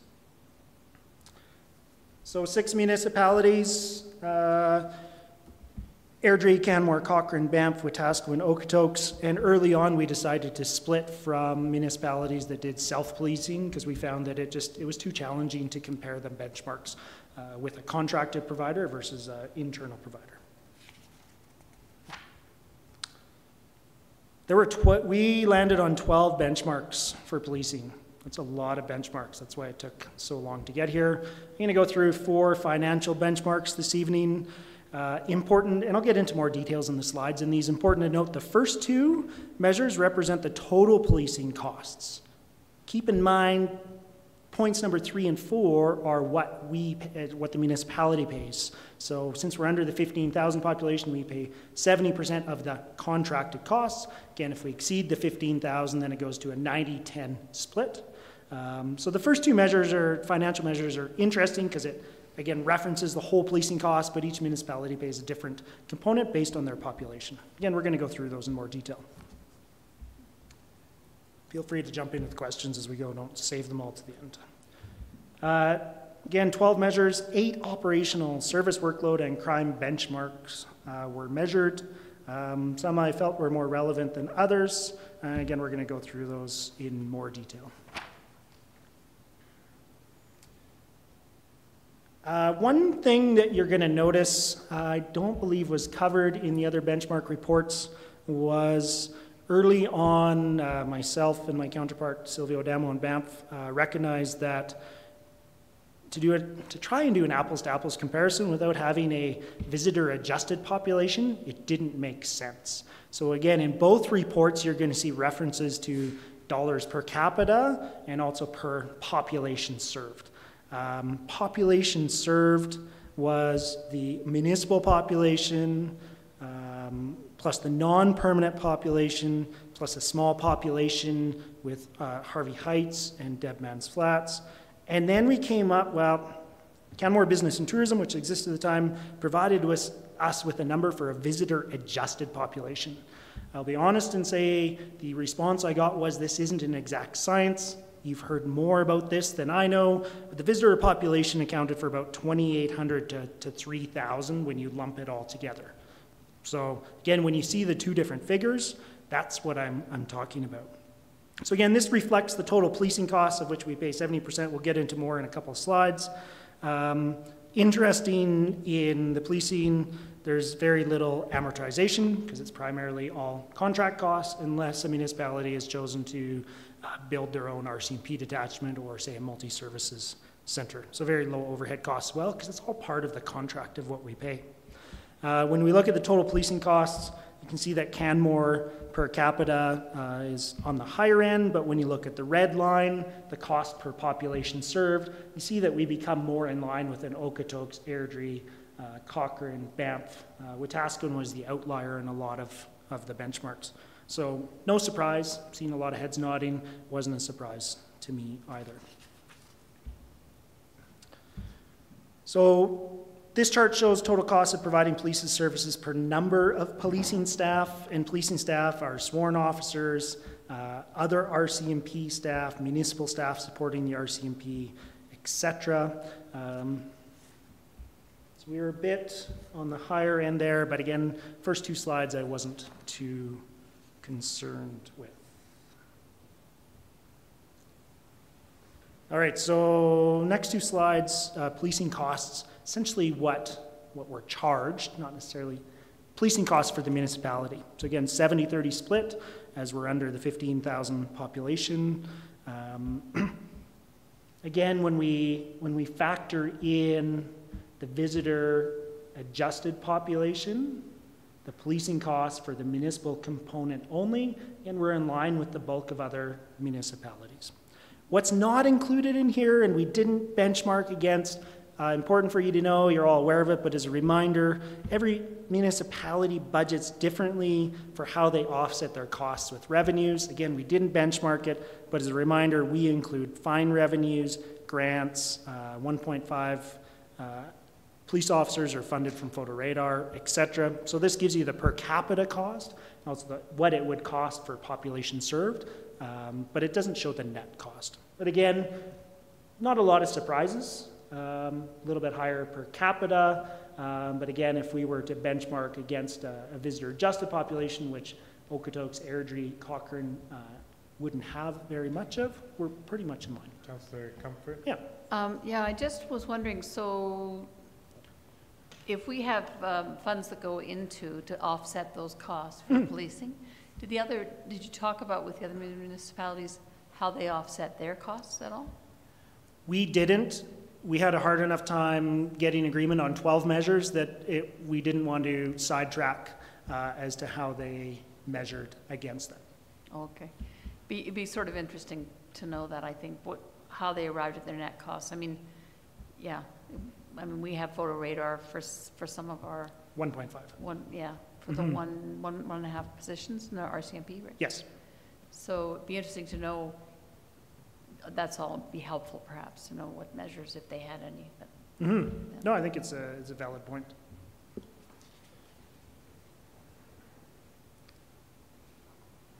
This is really cool. I haven't used this new. I'm kind of figuring it out, going, wait a minute, which slide am I on?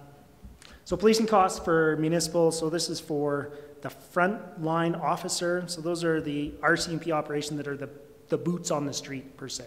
So not our staff sergeant or our GIS members. So they're the visible members to the community delivering the police service. This did range quite a bit, and Canmore ended up on the lower end.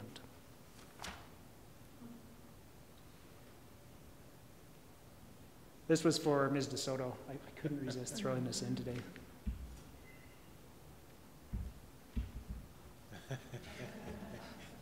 She and I had a few discussions about benchmarking over the years. So now we're going to jump into the... Just 1 sec, Councillor Sanford has a question. Oh, sure. Can I just ask a question about that previous slide you showed? This one? No. Oh, come on. That one. Yes. The serious one. You're showing on this slide that the frontline officers are at the lower end of the cost to the municipality? No. So the way we're billed Yeah. is regardless if it's a staff sergeant with 30 years service or a member with 6 months of service, we're billed what's called a member's rate per se. So we don't pay less because we have, say, junior members. It's a contracted rate. So an RCMP officer costs us X for everything involved with that. So that's from training to equipment to police cars, everything else. So my question on that would be, if we're at the lower rate, how do the RCMP deal with affordability in our community? Are they subsidized housing? Do they have any housing opportunities that other people don't have? Or? So maybe let me try and answer the same. This isn't, are you asking if they're paid a lower rate? Well, I'm just saying our costs are lower. Our costs are lower, but they aren't paid a lower rate. So No, an no. RCMP officer here is paid the same as... But is it because we have fewer officers compared to the others? Or like, I can't compare what we're looking at here. Mhm. If you're saying we're at the lower range. We're at the lower range, and there's again, one of the challenges in these benchmarking reports was there's a bunch of factors based on how many staff you have, how many officers you had at the time, versus how many staff you had in total. So there's a whole bunch of variables within a measure like this that are out of our control that in this specific measure make it challenging to utilize this as a very valuable measure. So the lower range doesn't really tell us very much. This, to be honest, this one didn't tell me a whole lot. Okay, all right. I threw it in because we've got it, it's in the report. I was doing one of these as well. Again, this one didn't tell me a whole lot. Because again, as a municipality, what we learned is everyone's different, yet we're charged the same contracted rate, the 70-30 split or the 90-10 split, and it's up to each municipality to determine how many officers they need, how many are not frontline officers, how many are plainclothes officers, how many are out of frontline officers. So again, to be honest, I didn't find this as the most valuable measure. I just thought it meant something that might relate to other issues, but obviously it's too specific to that this. one did not relate to other issues. And to further answer your question, in Canmore, we do not have staff housing for the RCMP, whereas in Banff, they have staff housing that dates back to the 60s, I believe, and they actually own one house up in the Peaks of Grassy that's staff housing for Banff members as well. Oh. And personal note, my wife actually used to live in one of the staff housing homes in Banff years ago when my father-in-law was stationed there. Great. No questions on that one? All right. Okay. So moving into the operational, 8 of the operational benchmarks. How am I doing for time here? Oh boy. Okay. So chart shows the number of files open for any reason per 1,000 of population served. So it's one of our busyness measures, I guess would be another way of saying it is. How many cases, and again, we decided to use the population served, recognizing that that's the population the police service is providing services to. There was a bit of an anomaly in 2012 that the staff sergeant here clarified in terms of coding. So when I look at, say, the 2013 and 2014 numbers, it tells me from a policing overall activity perspective that we're fairly consistent with Banff, Airdrie, Okotoks. Cochrane's a bit busier, and Wetaskiwin, I'm leery to speak about other municipalities, but the discussion from the staff sergeant there was they just simply are running off their feet given the amount of caseload and activity they have in their community. I think this will be an interesting measure to watch as we continue to benchmark it year over year over year, whereas traditionally we report on an annual report. We give you a few years data, but it's just another measurement tool for me, for the RCMP, and for the policing committee to review. Crime rate. This and the next one, Crime Severity Index, very both proud to report on this one. The chart shows criminal code crimes per 1,000 of population served. Not surprised, absolutely something we value. It's consistent with our customer satisfaction surveys, ranking the community as, I believe it was 99% of the residents reporting as feeling safe. Again, a good trend to keep an eye on year to year. It's one of the many factors that determines policing resources. I believe when Staff Sergeant Enius was here last week when I was off, he spoke about the Crime Severity Index. This is provided or prepared annually by Statistics Canada. Takes into account changes, but also relative seriousness of crime. So again, it correlates to what we were seeing in the previous slide. Canmore is a very safe community. Clearance rate. Interesting one, percentage of actual criminal code offenses cleared, which means making a charge or by other means in a calendar year. Not a direct correlation to actual criminal code offenses that occurred in a particular year. This shows me that our detachment is doing a good job in a benchmarking perspective at making a charge or clearing a criminal code offense by other means. Again, consistent with the previous two slides. Policing service level, so total policing staff per 1,000 capita and population served. Again, when population served is factored in, we're consistent with Okotoks, Airdrie, Canmore. Banff is a bit on the low end, Taskwin jumps up. Policing service level frontline officers, so again, officers on the street per 1,000 capita and population served, again, consistent with the previous graph. This was one thing I was quite interested in when we went through the benchmarking was, are we high, are we low, how do we compare? There isn't a definitive formula from the RCMP that says, if you have this amount of population, you need this many officers. We've talked about this at the police committee for several years about setting appropriate policing levels. Total caseload per frontline officer, so shows the total number of files open for investigation for any reason. Again, 2012, we had a bit of an anomaly, but again, fairly consistent. A little bit lower than other communities, which does reflect in our highest clearance rate. So as we have fewer cases to investigate, we can get out and clear more cases. We can charge more people. We can close a case quicker. Last one. So this is the caseload, is the number of criminal code crimes under investigation per frontline officer. Again, we're at the low end. This is consistent with the previous slide, lower crime rate, etc. Summary, Canmore is very safe. Staffing and contracted costs are comparable, and I put a star there that when we're comparing with the population served with similar communities. It's important to monitor this year over year. Questions?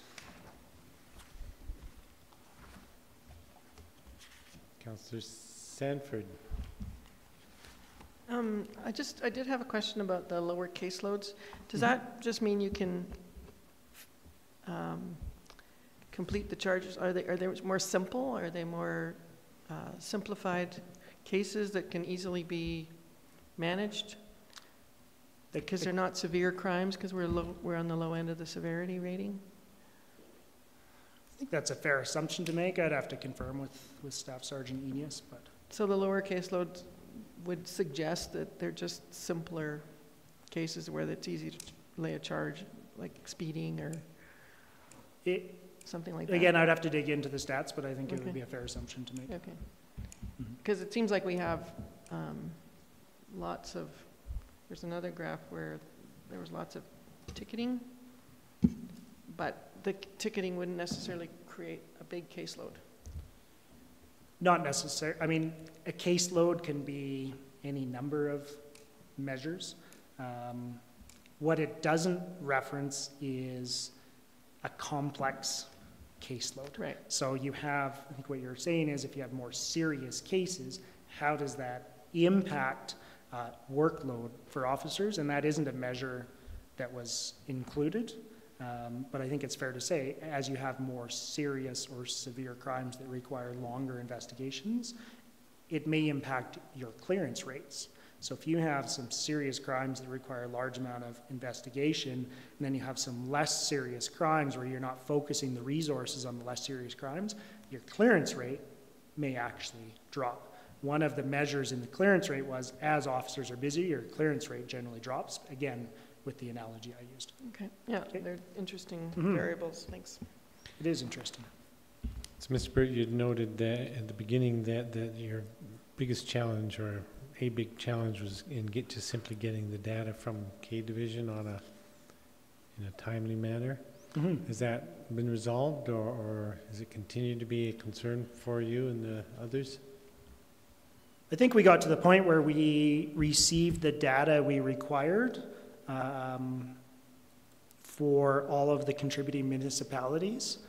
If we were to continue in a municipal benchmarking initiative, it would likely require from our consultant or anyone leading the project to reopen that conversation to ensure that we're getting that. And one of my recommendations would be that we do that very early on, so that it's not, we spend a lot of time agreeing on measures and then started getting data. Now that we know the measures, we can refine them, and we can, that would be one of the first tasks per se. Well, I anticipate that we will be continuing with the benchmarking, otherwise why did we start? I'm just remembering that we had been approached by one of the senior officers at K Division to see if we wanted to meet with them at AUMA, and I think we said, yeah, I don't know, there's nothing really to talk about, but it might be that this is something we could talk about, and we could perhaps arrange for short discussion at the AUMA with, can't remember who it was, but I think it was the officer in charge of K Division. I think what could be that K Division maybe has never been approached to provide statistics in a benchmarking perspective. And we had made the assumption that it would be as simple as hitting the easy button and the statistics would pop out. And it wasn't as simple as that. So are they being asked to provide that data to the consultant or directly to their local staff sergeant or detachment commander? It was provided to the lead on the project for the 6 contributing municipalities was the ask or the request. But the staff sergeant was involved during the benchmarking meetings pretty much from the start. Okay. Okay. That's great. If there's no other questions on that, thanks so much for bringing that forward. Now, are we going to be, I think the last item, I know there's one more benchmarking report. The Alberta South Central Mutual Aid Agreement. So unless council is prepared to approve now a motion to extend the time. No. So then let's, if council agrees, move to item G6, and then we might ask you to come back to the committee of whole or something for the next benchmarking. Sure. Councillor Cresswell. I might suggest that it could be presumed that council has read the report, and maybe we could go straight to questions and then to the motion. Could consider that, although Mr. Burt's stayed here all evening. Councillor, did you have something, Councillor McCallum? I was just going to recommend that we go to the decision report and yeah. back to committee of the whole like this. Okay, if that suits all of council, then at this time we'll go to item G6. I'll keep it short.